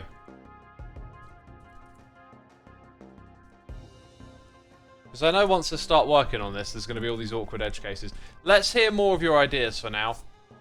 Hey X, hope you're having a wonderful day, says Coma Cat. Thank you for the nice message. I'm having a great day. It's so cool to have a redstone block like this that changes everything. Also, I can't remember if I read it out loud, but Zinlu, thank you ever so much for using your Amazon Prime subscription over here. Appreciate you supporting the channel. My problem is that when I pseudocode, I do it with proper functions and syntax, so I'm regularly just programming normally because my brain works better with regular code than it does with pseudocode. Well, whatever works for you, right? You can restock the diamond when you're crafting and all the slots are filled. Yeah. And all you got to do is have 7 feed into here from a hopper, and then it will distribute them correctly. Am I going to play City Skylines 2 later? Yes, I am, Nev11. Is there a way to pull out any slot of the crafter? If so, you can fill it up with diamonds and pull out the middle of the top in the next stage. No, you can only pull out the way a hopper likes to pull out, which is all the items left, top left to bottom right. So it'll take out 2 and not a 1 and 1. But we've already sussed it. We just need to leave these in here and refill them each time. Wait a minute. No, I got it wrong. No, I'm not going to do this one because then you need to put in a filter item to get your... That's probably not the worst thing, so it's like a 2-stage thing, right? Again, with these contraptions, like we were talking earlier about how the complexity tier increases. This is like great for automating something like dispensers, but then when you want to do something like the smithing template, like the complexity has gotten... I'm now wondering if the idea of filtering a slot might be better, because the complexity increase is pretty wild. But what it definitely does is it gives this like something for everyone. So now what you need to do with this is also have a moment where, let's say we have a dropper that dispenses twice and a dropper that dispenses 7 times. So if this is like a free unlocked hopper, we put our item in. Okay, so it's going to sit in this default state, right? Like it is right now. We put in our smithing template. It's going to go to the filter, and it's going to filter through. And then on a redstone delay, we send out another item behind it. That's the item that pairs the filter. This arrives first. That arrives second. And then...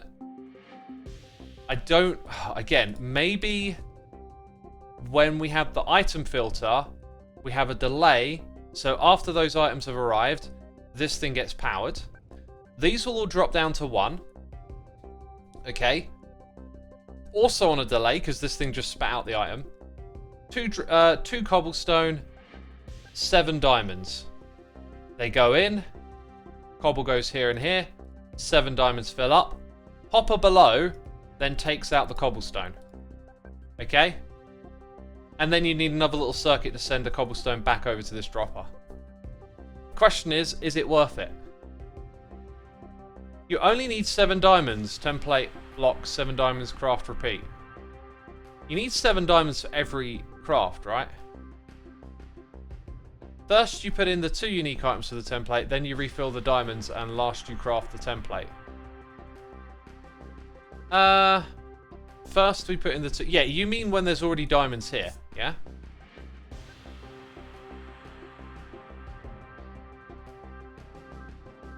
Oh, now I get what you're saying. We put these items in, then we send it 7 diamonds. That's, see, Cybot's really smart. I can tell from all the redstone that they've done that they're able to, like, look at the different events and sequences of things going on. Okay, the fact that we get to take that out, I think, is really promising. Yeah, so they've identified that, like, don't craft it just because it's there. Put in the next set of diamonds, then go for it. I think I'll give this one a try. I did ask for more ideas in chat, but I'm just seeing a lot of discussion about what we're currently doing. I think the idea of using a minecart detector rail, item counter, track switch, but the main problem is feeding it only one of each item. Not sure what you're getting at. Anyway, I think we've got what we need here, so I don't know how much space we need, so I'm gonna start up here. Alright. In fact, let's ignore where that is. Let's just get our item filter thing in place.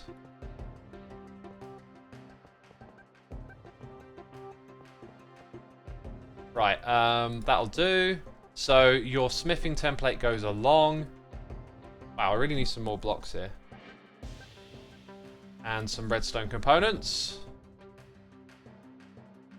This design, no matter how many times I build it, I feel like I always need to refer to the tutorial. Right, but I've done that a lot of times now. I think like I might be able to do it. So I think what we want is that. 1, 2, 3. See, that looks correct to me. God, I'm so glad we got welded it. So if we set this up correctly, now, can you balance it so it's like, ooh, why is that glitched out? Okay, now it's not. Can we balance it so we have like, we know we're only ever going to get one item through at a time. Well, maybe I'm misthinking this. Oh, right, okay, yeah, no, we do it this way around. So, like, we let it filter down to 40-something. 41. And then we'll probably find it's around 10. So I'm going to put 7, 7. In fact, we can be a little more aggressive. Let's, yeah, 10 on each. I'll even help it out a little bit.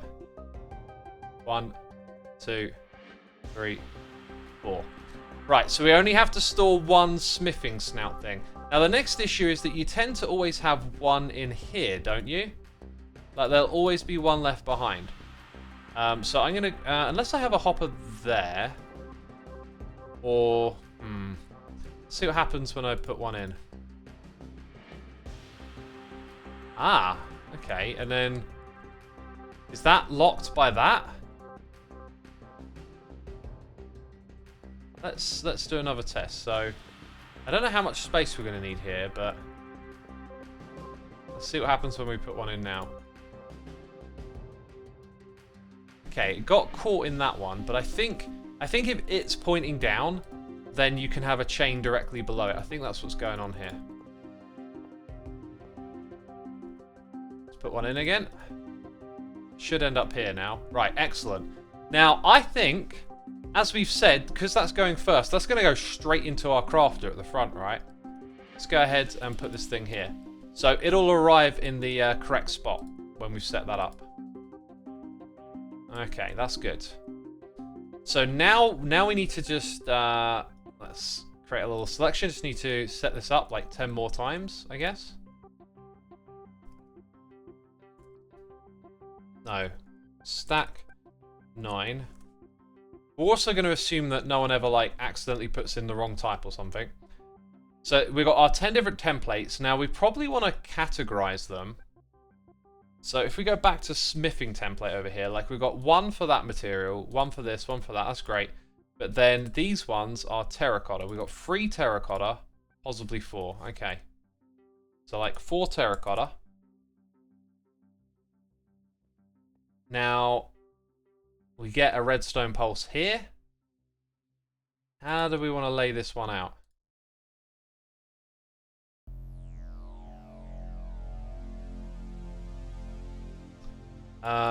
Okay, my brain kind of slowed down for a second. So, like, we could do 1, 2, 3, 4, but then, like, what about the next one?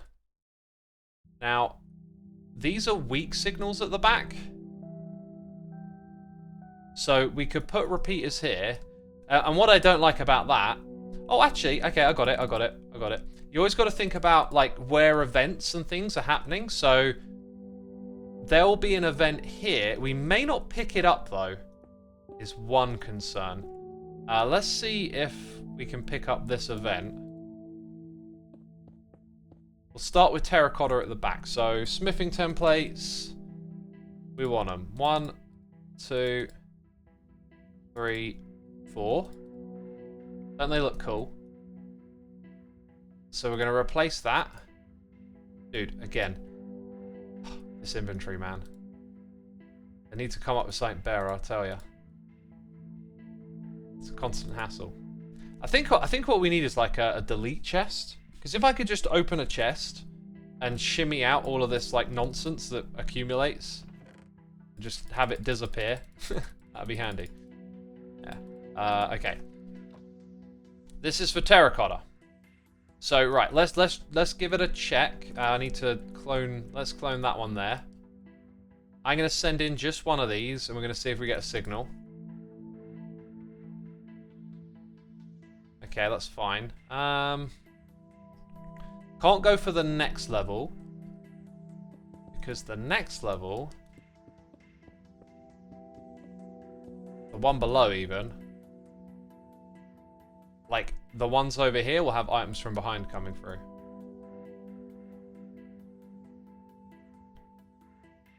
Yeah. I might be able to make this work if I change these to be like that. I don't know if that will help, but it might make them pass through a little slower. Try again.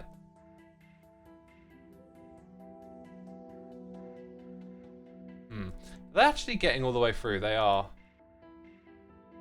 They are getting through. Okay. Let's do that one more time, but this time, let's hop around over here. That one. Okay. So, we're not going to be able to pick it up from that side. That's okay. Right. Because what I want to be able to do is sort of group these and wire the redstone so they only go to one dropper.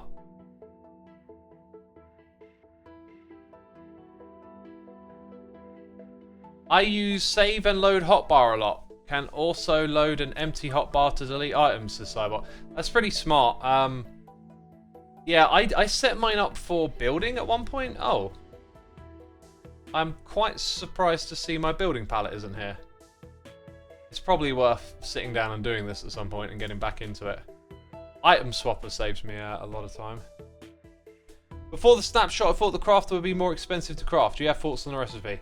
I don't think it makes much sense to make it expensive. Like, it can be used at all different difficulty curves.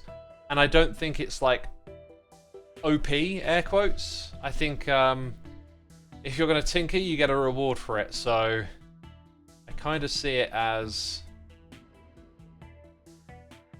Yeah, I think the recipe doesn't really mean a lot. Okay, so maybe we have to do this the kind of less impressive way, where the contraption gets bigger, which is what I wanted to avoid. Now, it's okay to do that, yeah. Then maybe we make use of the target block on the next one. The thing is, although that'll attach itself, like, it doesn't then necessarily... I think it might be easier just to attach the dropper somewhere down below. Like, if we can just add an additional individual delay and then have the dropper push it up behind the other item, I think that might be easiest. So that's going to probably involve a piston or an observer.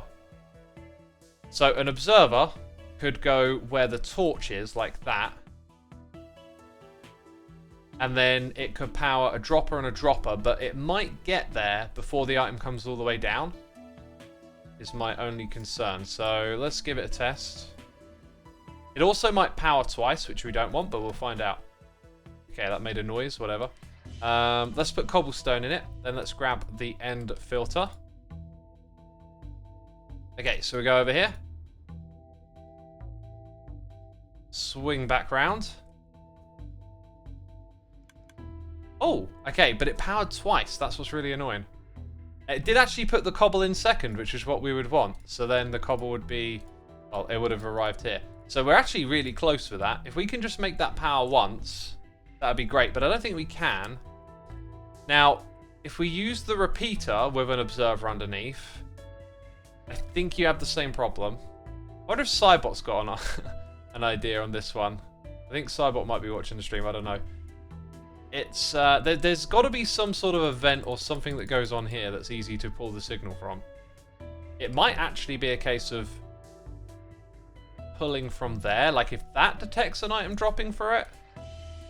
Okay, but then Oh, because I changed it. Yeah, there's another thing. I changed that. Wait, did that actually do anything? Because how would I know? No, that doesn't update it. There is some sort of trick for powering, unpowering a hole. Oh, that might be it. It might be powering it. So, like, let's go over here, do that. Oh, double pulses. Double pulses. We just don't want that double pulse. I mean, what you could do is put a sticky piston and another observer, and you can turn the double into a single, but there might be a way here just to do a single. Just use another repeater. But where do you put it? I guess you've got redstone here, but then they're all going to be powered when they're side by side. Or are we suggesting that the signal that comes out of there or here could be it?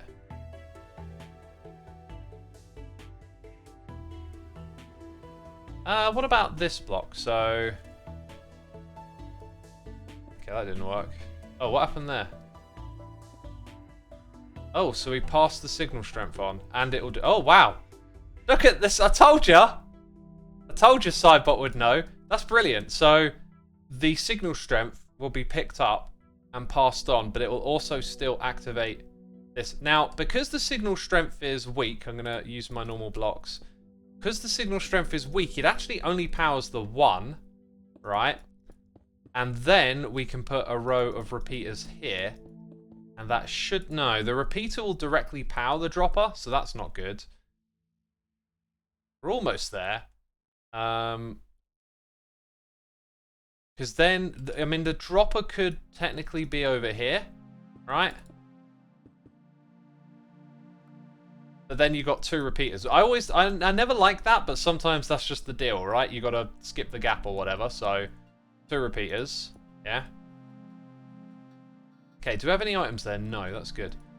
Because what I can do is use the stack command now. So, in theory, that works. Plus, we get a little bit of time sensitivity down here, because we can adjust the repeaters to our needs. So, now we'll go conduct the test again, but we're going to take these items out. Okay, in goes this. Goes all the way across. That successfully put one out.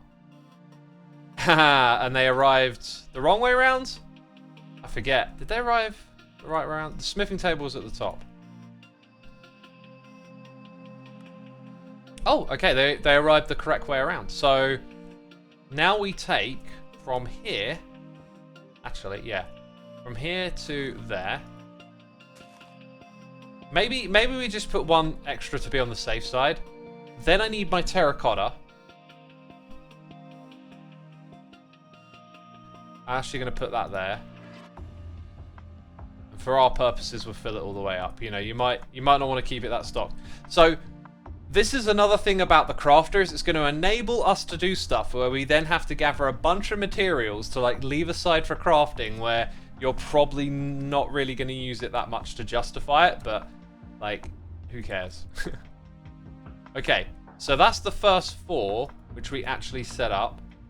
So now we're going to be setting up the next ones, whatever we decide they are. It also might have been a good idea to give myself an empty one. Let's go ahead and stack 9. That goes all the way to the end. And then... what am I doing? Take these out. Stack 5, I think? Wait, why does it feel like I've got this totally wrong?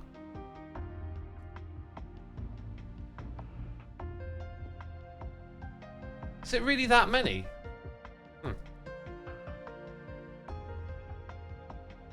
Okay, anyway, first, right, I'm going to clear my inventory now.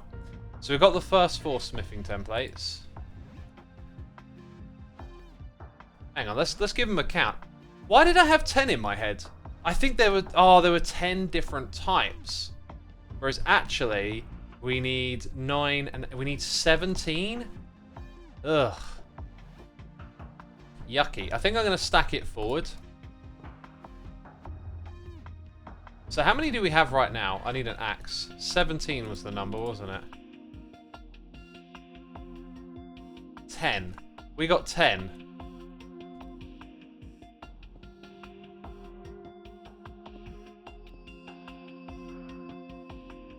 We need 17.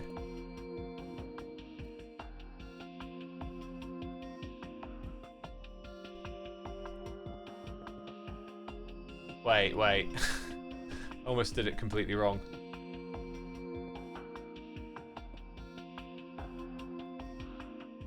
Yeah, I'm not sure what I've selected here.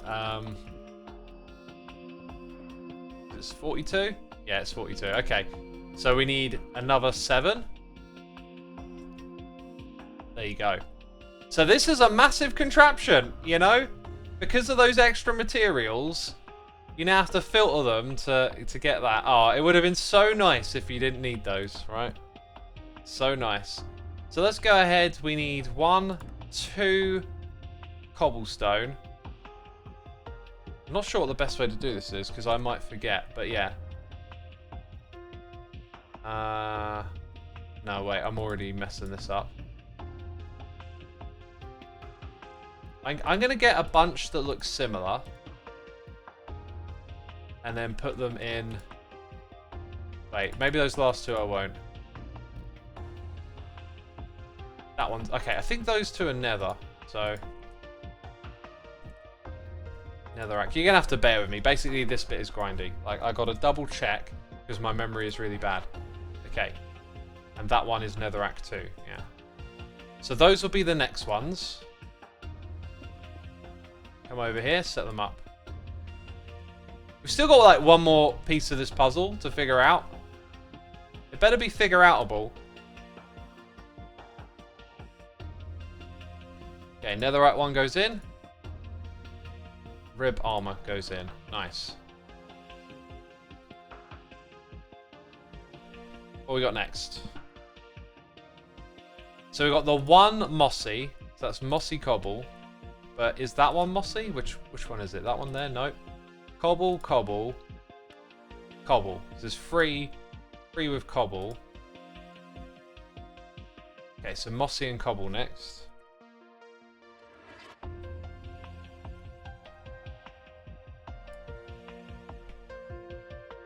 Whew, right. Will this work with multiple input as well? I don't. No, we're not going to design it so you can chuck loads in at once. That's a good point. It's a one at a time. I guess what you could do is you could put like a little stopper. Once one goes through it, stops it, something like that, and then waits for the next one down below. That's something you could do. But yeah, I don't think I would build this in survival. It would be cool, but just a bit much, I think. So again, I think there might be some room for like tweaks or changes with this whole setup. Here and there. I'm not sure if the whole filtered slots thing would combat problems like this.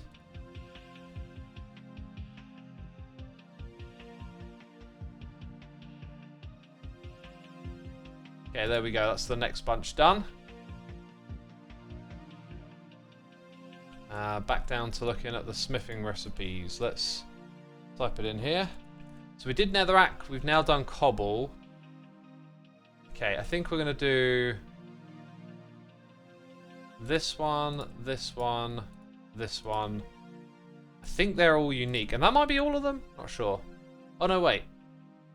No, that's... Oh, and that one there. Let's do that one, actually. Okay. I feel like I can guess what these are. I is endstone. That one is sandstone. Purpur. Prismarine. Steen stone is what we're looking for. Which way around were they? I think it's that way around.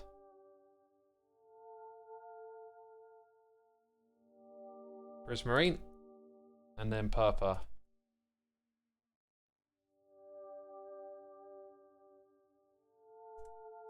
Okay, let's double check it. So I is endstone. Yeah, I got it the right way around. Okay. So we're going to have 1, 2, 3, 4 here. Then we've got 3 left.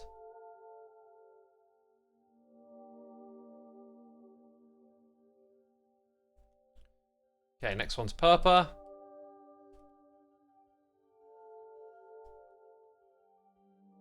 Uh-huh. Endstone.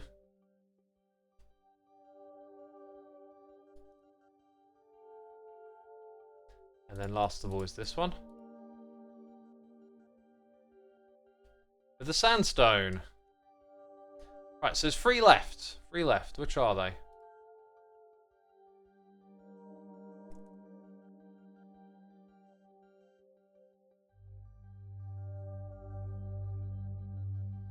Shell says, I love redstone contraptions that have absolutely no place in survival. One of my earliest redstone contraptions was a room that, if you pressed a button, would turn into a different room entirely. The walls, ceiling, and the floor would change colour, and designs would open up different doors and expansions for the room. I mean, that sounds like it would be amazing for survival, honestly. By the way, I just remembered, never a bad idea to hydrate. A bad idea, eh? Bad idea, I say. Scott says, how do the diamonds get in the craft though? We haven't got to that bit yet.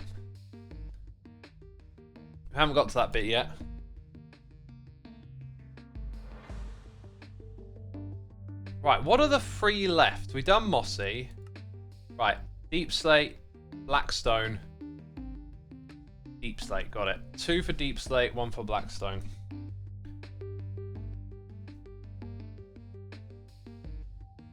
Those deep slate and that one blackstone, right?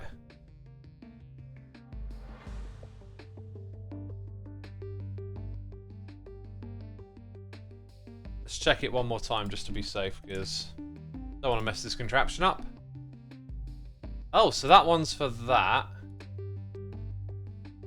It's weird because that one is slightly darker than this one, but that one has like a darker texture on it too.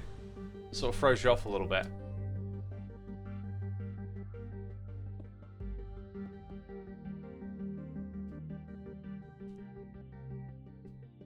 Get all of those in.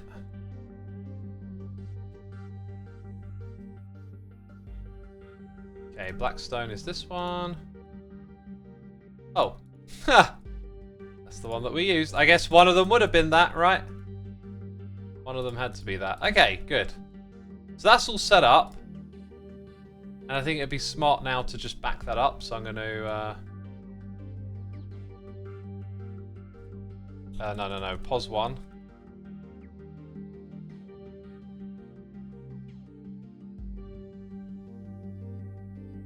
Pause 2.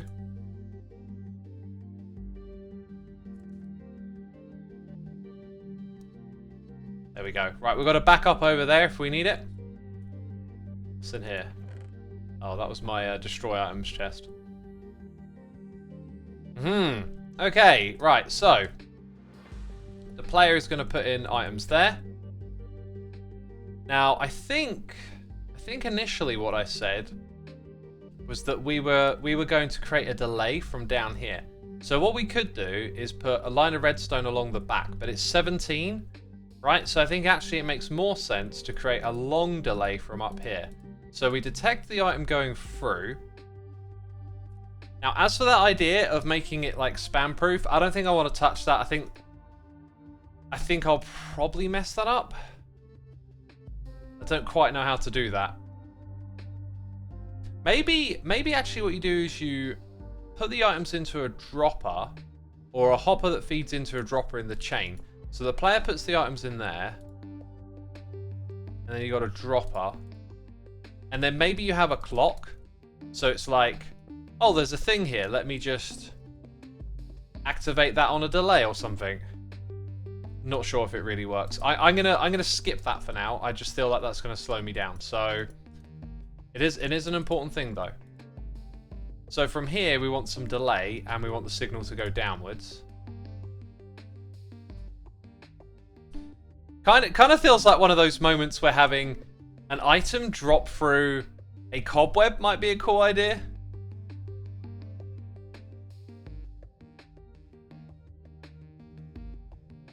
Just a dropper to release, says Scott Ninja.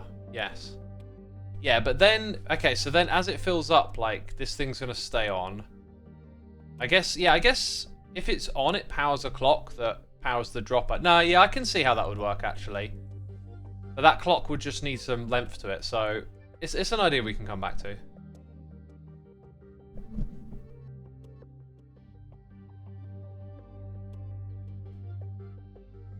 I've got an idea for the diamonds. Use a comparator to check when the crafter has 9 items.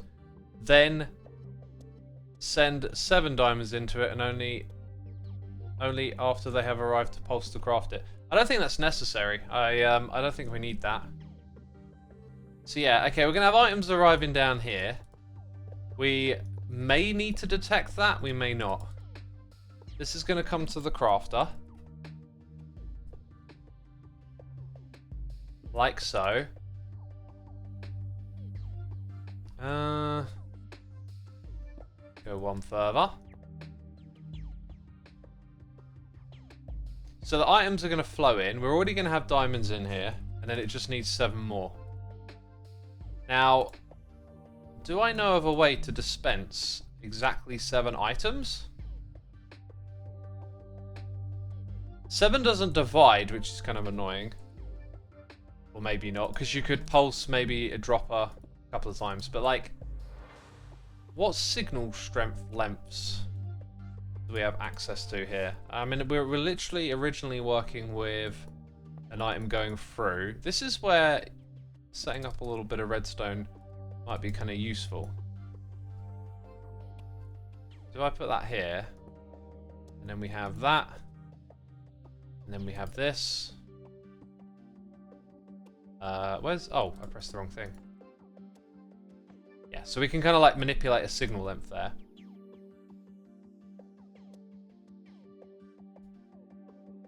Okay, I'm going to go ahead and move this.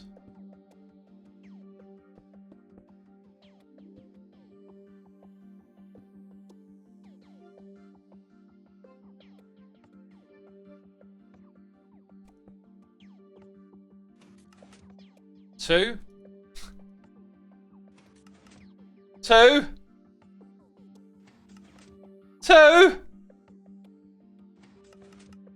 3. I mean, so I could have 2 signals where you get like a 3 and 2 2s, right? But we want 7. So what if we can do this? Let's make that a target block with a piece of redstone alongside it. Let's actually set that to 1 as well and just see what happens. That got us up to 4. Huh. Okay.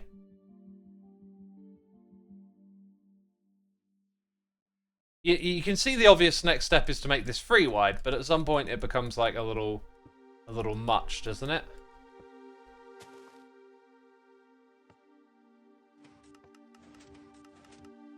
That actually dispensed 7, I think. Let's set that one on the end to 3. Now it dispensed 5.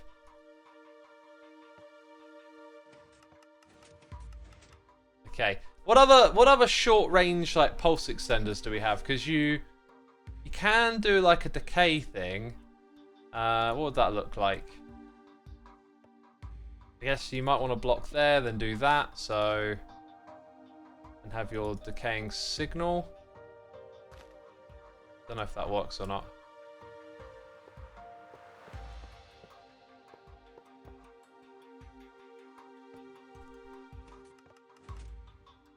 Oh wow, that totally failed. It's because it's a short signal, isn't it? So then you'd have that here, and again it gets bigger and bigger.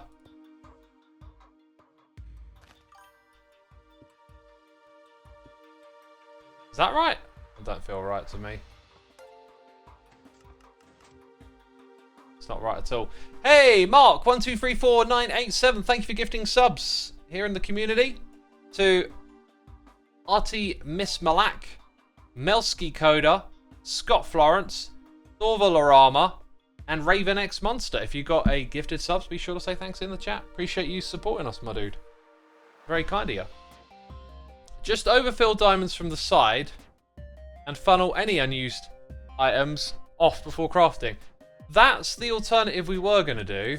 but we decided this was easier. I still think it is. I mean, what I could do is just have 7 droppers that get activated one time into a line of 7 hoppers. I was kind of hoping for something a little different. Missing redstone dust. Yeah, I definitely am. Okay, I can see. That's the one, isn't it? See, I can tell already that's way too long.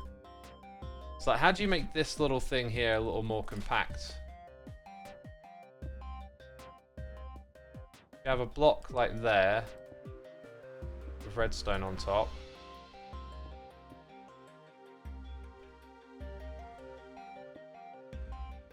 Is that getting you a step closer?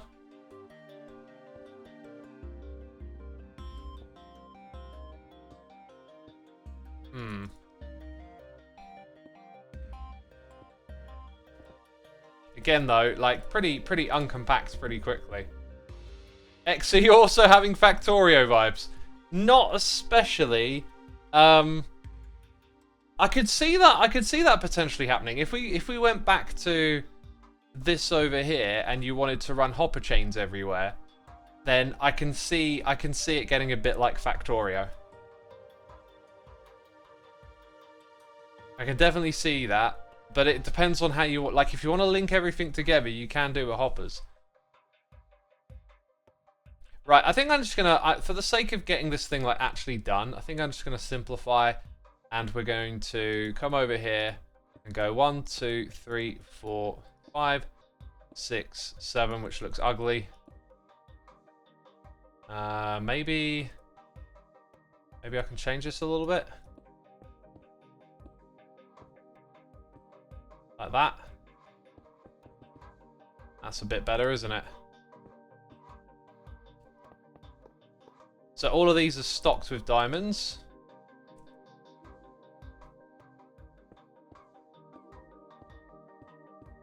There we go. Oh, got a noise in the ear. It's Mrs. X here with a donation saying, "You sound gorgeous today." Well, thank you for the compliment. I appreciate it.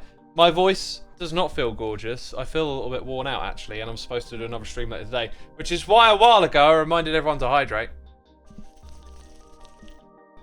Thank you so much for the donation. I appreciate the support. Hope you enjoying the stream. Yeah, I'm going to have a air quotes throat drink or whatever after this. I got this Chinese throat syrup for helping with my voice. I used to actually struggle with it quite a lot, but I think over time I've gotten better at streaming and yada yada yada. So anyway, worst type of redstone ever. I always hate this. I always want to make compact little clocks, but oh, do you know what? I've actually got one like lying around over here. This is my favorite. Like, I could quite easily configure that for this area. You just have your on-off moment here and your output there, but I'm going to be lazy and do it this way around. By the way, the smithing template we need to test with is the one all the way the back here. That's a good reason to power it from here, actually. Because... Actually, does it matter? Yeah, it does. If you picked the first one, it would craft faster if you pulled the signal, because this would turn on faster. But because we're doing it on a clock, it has to assume you're going all the way to the back and then out again. But because it's 17 long, I'm not really sure how to wire up the redstone continuously. So I'll keep things at my own level. We got this delay, which is probably not good enough. So we need... yeah, we're going to need this here now to do some testing. So basically, I need to put that in there and keep this thing alive until that turns on. Oh, such a massive delay. Did it not work? Oh, it's a really massive delay, isn't it? Do you know what? I'm doing this the wrong way around. I'm glad I thought of this. Okay, this is the wrong place to pull that signal from, because there's an event down here that's just as good. So Based on where that is, technically I think you could power it here. But then you're going to want a repeater. So if we just move all of that back by one, then I think we're good. So, click that. Click this. Extend. Or move by one. We should be good. So put that here. Then this. Then that. Then that. That, you know, like, by the time that's powered, this is here. So, then those items will arrive behind the other two, I think. I'm gonna set it to 4 to be on the safe side for now. In theory, those two items, you know, arrive later. Okay. Then the other thing that we need could also come from right here, maybe? We need to power that thing once these diamonds arrive. But I don't trust that being enough time. You know, you got to get... Isn't it like every 2.5 ticks it moves an item? So let's just assume this, for now, is going to be enough. Then we need this. And if I'm not mistaken... this might just be about to work. Let's find out. I put in my template. Unfortunately, this one takes a long time. It goes all the way to the end. I had to pick that one first.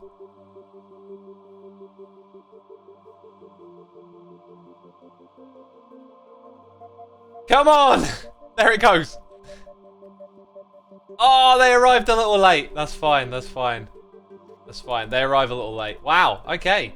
I would have thought that was, like, way too much. I guess they've all got to flow one by one is the issue. Right, so I wonder if you can optimize this by moving it in a little closer. Let's go ahead and grab this one next. Let's do this the easy way. So, like, it's going to be much quicker when we pick the one at the front. Yeah, I reckon you've got plenty of time. Oh, no, we need the repeater. I was going to move all this forward. Okay, in which case... where do we want to pull the signal from to get a bigger delay, is what I'm thinking.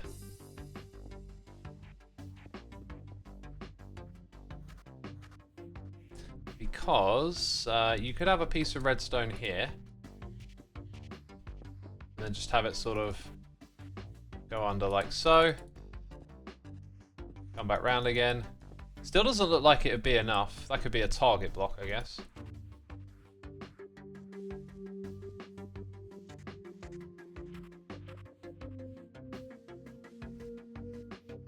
How many did we have before? We had like 1, 2, 3, 4, 5 before. Now we're going to have 3. That's 4, 5, 6, 7, 8. What if that's not enough?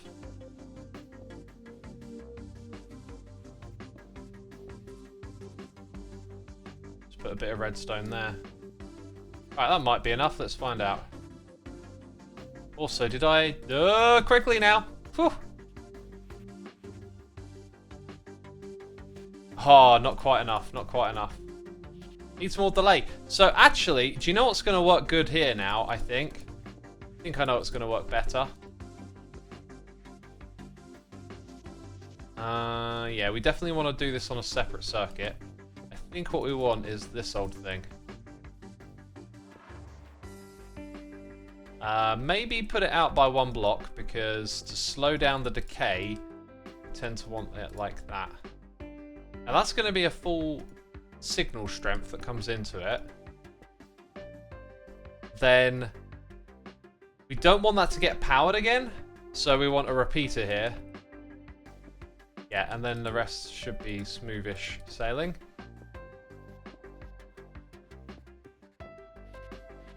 Better wire. Okay, ready for it? This might be it. This might be the one. I've said that many times.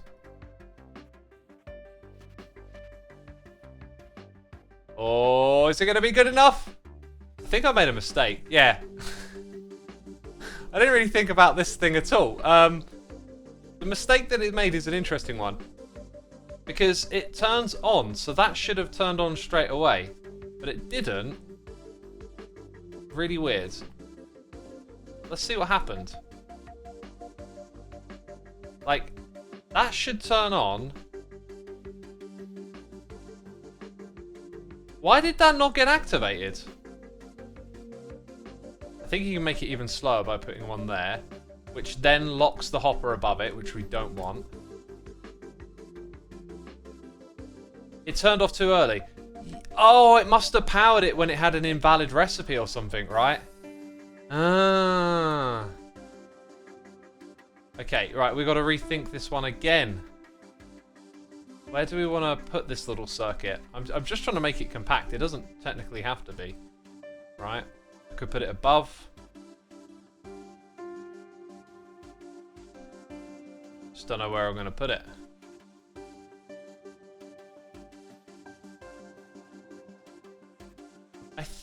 I think if you do that and get rid of that, yeah, that'll move the signal around the same. Ah, but then we're powering a dispenser again, so we don't want that. Maybe that does everything we want it to? Let's find out. Okay, we'll clean this thing up after. We shouldn't break too much doing what we're doing. That looks like a slow... Oh, that's not decaying at all, actually, is it?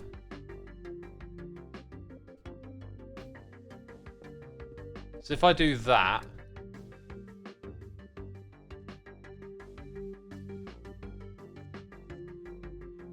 I think that's too slow. Yeah. But you could always add like an extra repeater or two. Basically, it's not going to be pretty. I don't know what the most optimal thing is, but that plus 2 of these might just be the one. Okay, so now what we've got to do is, yeah, basically redo this. So it'd be like that.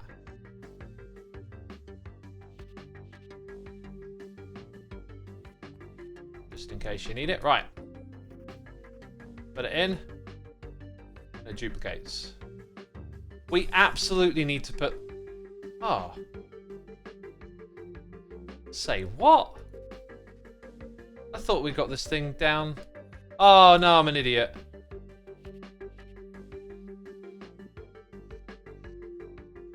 It's when it turns off that you need that. This whole time, even when I first built this circuit, I had it wrong in my head. It takes me so long. I'm so slow with redstone. God, look at me. So this thing would then have to be powered by default. Right, so over here, it kind of looked like this still might not be enough timing, but that should do it. Well, let's see what happens. When it's locked, does it let items in?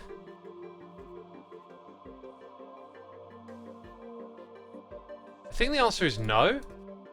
I think it's stopping items from going in. Yeah, huh. I forgot about that. Okay.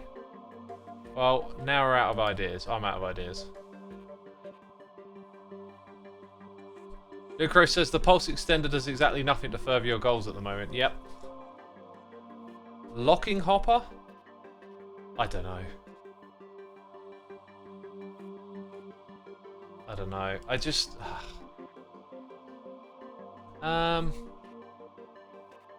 Okay, I got an idea. Let's use another event that's taking place nearby. Okay, because here probably better being 1 over. Then let's get... This is definitely going to be better 1 over, but let's see what happens. So I didn't really want to use a piston because now this contraption makes noise. We got this far without a piston.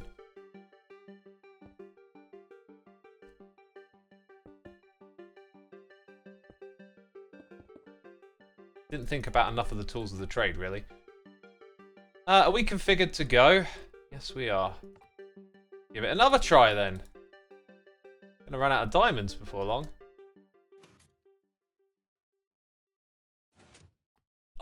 Oh, it's short by 1. It's short by 1. Isn't it just? Yes. You know, just do that. I don't know what we want to say about this thing being seamless or not as well. Also, in fact, if that were back by 1, it would have less to travel. So that would be another way to make the timing work in our favour. Or maybe I've got the wrong idea altogether. Like this... Oh, no, no, no. It needs to be there because it's when the diamonds come through. I was about to put it here, but then that would be when the other items come through. Which, by the way, if I'm not mistaken, they can't really get in front of those. I'm sort of tempted to put this over here, but no. Because that will now work, so we'll accept that. Right. Then after this, I'm not sure if I actually want to build it or not. Hey, the Vixen38, thank you for 56 months. Greatly appreciated. Look, it... Oh my god, I pressed the button. I pressed the button, didn't I? The Vixen, thank you so much for 56 months of support. That is incredible. Appreciate ya. Hey, just in time it did it. Okay, so now it works. Right.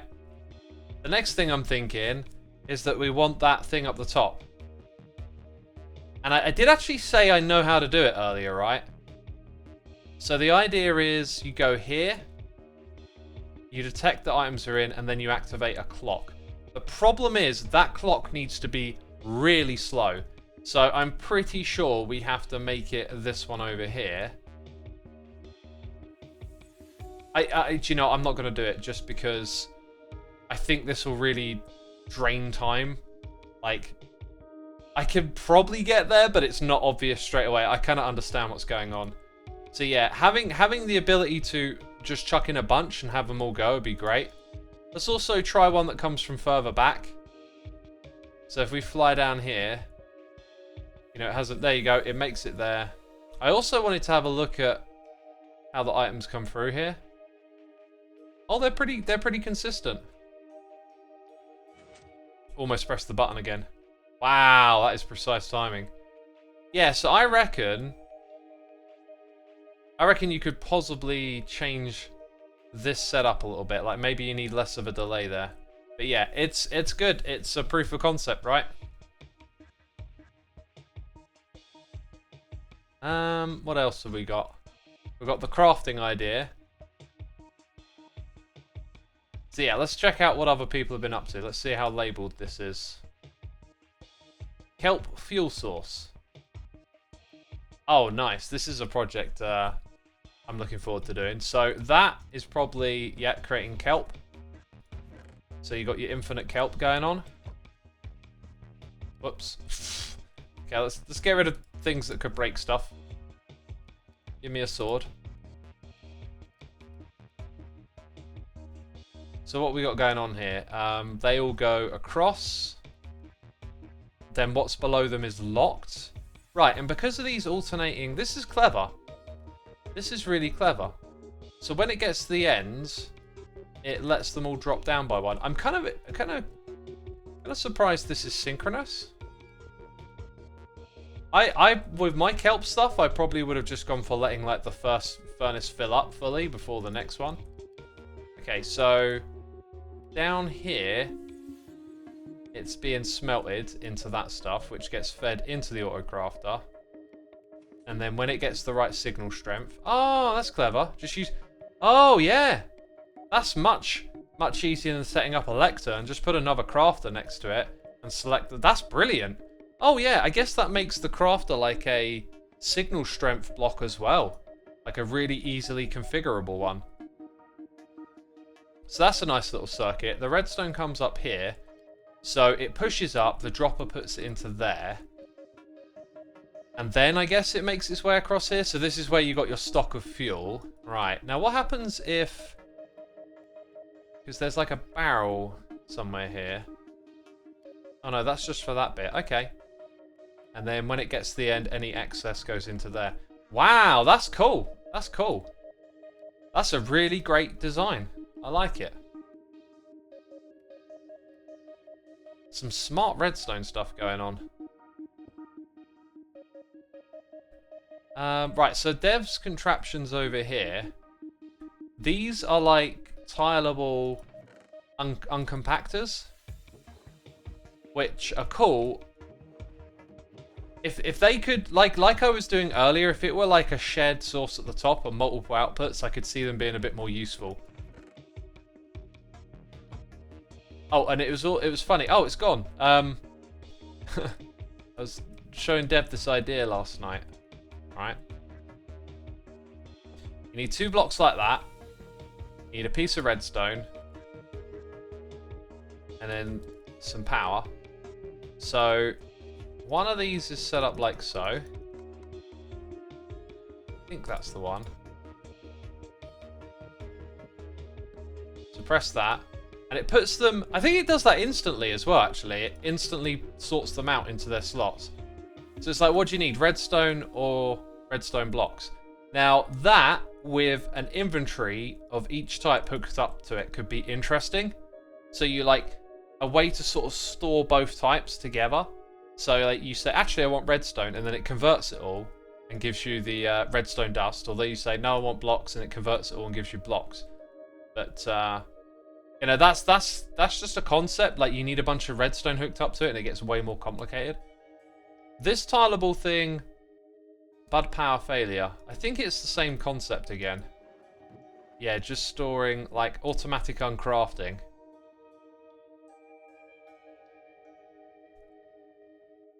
The new one is over here. Oh, okay, this is it. Looks a little more complicated now. There's a bunch of... I think of flip-flops or clocks.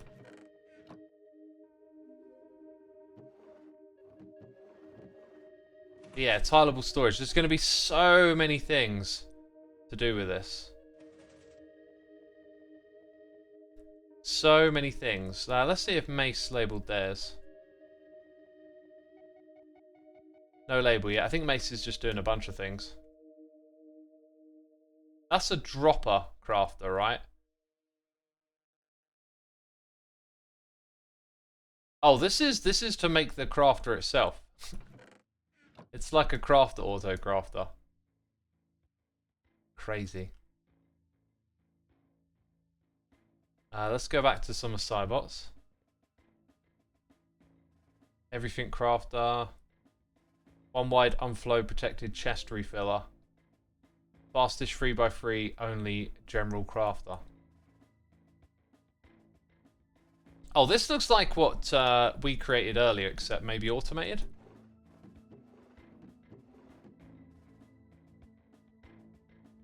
So what's going on here? The amount stored here determines if it's going to accept more coming in to be automatically crafted. But then, this is weird. Okay, so let's take one out. It makes another one. So, the signal strength there, that's empty because this is locked. So when the signal strength at this level weakens, it comes all the way around to this block, which, I mean, it unpowers it at that point though, that's what I'm thinking. Which lets the items in, and then it detects it and... My god, that's really clever.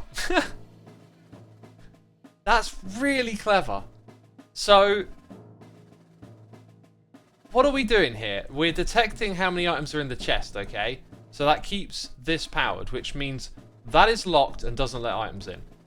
Now, when we were doing some of our redstone earlier, we kept trying to power this thing based on it having the items in. This is working the other way around. When I take something out, it lets them filter in, but then this detects that it's full and powers it again, which actually locks it. That's so clever. That is so clever. I wonder if that can work with... Oh, this is really good. This is effective storage right here. This is really effective. My little idea earlier was okay, but having that built-in storage buffer, just amazing. Okay. I mean, what the heck is this? Okay, the signpost for which part of the recipe it is. Oh my god. I'm guessing it works on a clock. Like a really fast clock that's maximally moving items around or something. That's what it looks like to me. Oh my god. Oh my god! It's like a super fast piston crafter. Wow. And then I guess you can come up here and change what items you want in each slot. Right. That's awesome. That is awesome.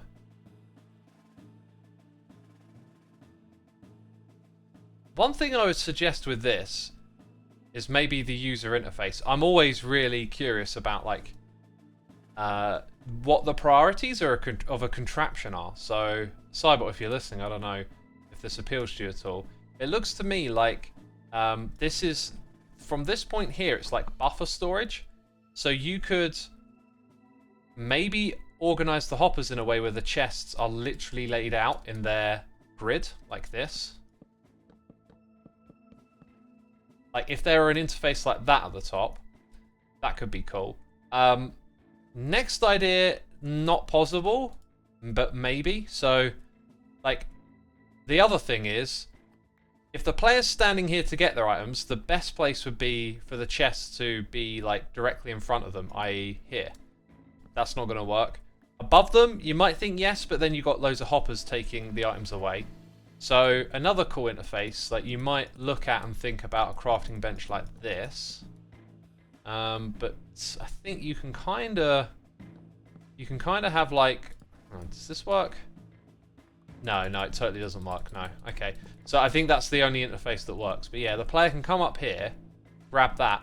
Maybe there's like an item elevator to bring them up to them, at least for a player interface. But that's an awesome contraption. We discussed this idea earlier of having the shulker boxes in a row like that. You fill them up, but this makes so much more sense. And this is what I'm really impressed with. Again, like singing Cybot's praises, is that I understand sort of what's going on here to some extent, but I can never like be at the start point and see all the mechanics, see all the timings, arrange all the components to the end point. It's like I can do a little bit of that and then I start getting stuck. But here, you know, just brilliant. This idea though, this has got me quite curious now. If something like that would also work with these concepts. I reckon this right here might be something. Like a way to just have a slice that you can configure. Because if you like, this will be like usable for other materials too, right? This whole slice of like the chain of crafts. Because then you could go into a base, I think, and have your storage laid out. So there's a chest like this every time. And then, yeah. But this is definitely going to be a component of storage in bases now, I think. Having pre-crafted stuff. Also, I noticed that there. And this here. Might it make sense to turn that into a loop? Just have the hoppers go back to the start again. I don't know. In terms of storage, like, what if the player wants to grab this stuff? Really not sure. But yeah, this block has just opened up so many new dimensions for decision making with redstone, goals and objectives, user interfaces, user experiences. Like, the way it currently is pretty awesome for all of that. I do feel like, having messed around with it a little bit today, the difficulty curve, I think, might be a little steeper than it needs to be if you want to create stuff that's going to be like really good user interface wise. But, you know, it takes time. I'm also getting this feeling like this stuff is going to be like way beyond my ability level. I don't think I'm going to be able to do too many of my own contraptions, but I want to play around with this idea a little bit further. This whole sort of chain of crafting, but I'm not going to have time for a while, unfortunately. Got lots of stuff going on. Gonna do another stream later today, though. So make sure you're following. God, my voice might be destroyed by the end of the day. We'll see. We'll see how I do. Put 7 dummy items in the dropper next to your real one. Then check when empty of comparator. I think we're too far gone for that. Water Power says, I thought auto crafting was going to be harder. I am so happy. It's easy. It's as easy as you want it to be, because you can just have a clock and one auto crafter, right? You can just be like, I'm going to put in all of my ingredients, I'm going to put a clock behind it, and bam. Then you can go a little further. You can say, I'm going to refill some of those ingredients, right? The further you get into automation, the more difficult it gets. But like, everyone can access this block, which I think is really cool. Has anyone done anything with piling redstone ingredients into a chest to craft a redstone shulker? I don't know what a redstone shulker is. But one thing you can do is craft shulker boxes like on the fly now. So I think you'll see some of those storage systems that use lots of shulker boxes just have them craftable. So rather than craft them all and put them into storage, you'll just put the shells and chests in. Yeah. Oh, is there something else? There's a couple of other things here too. What's this? I think this might be similar to the one we looked at a minute ago. Oh, that's the dispenser crafter. We actually looked at that at the beginning of the stream, didn't we? Yeah, and then here's another one. Yeah, we've seen these. These are cool. Awesome. I love this, though. The design here, brilliant. Right, anyway, I need to wrap up my stream. Let's see. What am I doing? A raid? Who's live? Okay, I'm going to go find a random Minecraft channel to raid. By the way, massive thank you, everyone, for coming out today. Appreciate y'all hanging out with me. Like I said, I'll be back later. Double stream today, playing City Skylines in the evening. I'm flicking through, like, I just want to find a channel where I can see that they're messing around with the crafter. But surprisingly, like, I looked earlier as well, like, a lot of people are just doing business as usual. I thought you'd see loads of redstoners doing crafting stuff. Yeah, I'm just going to have to pick a channel because I do not see other peeps doing the same thing. Right. Okay, sending you over to a random channel today. Thank you everyone for tuning in. I'll be back later today. See ya. Bye-bye.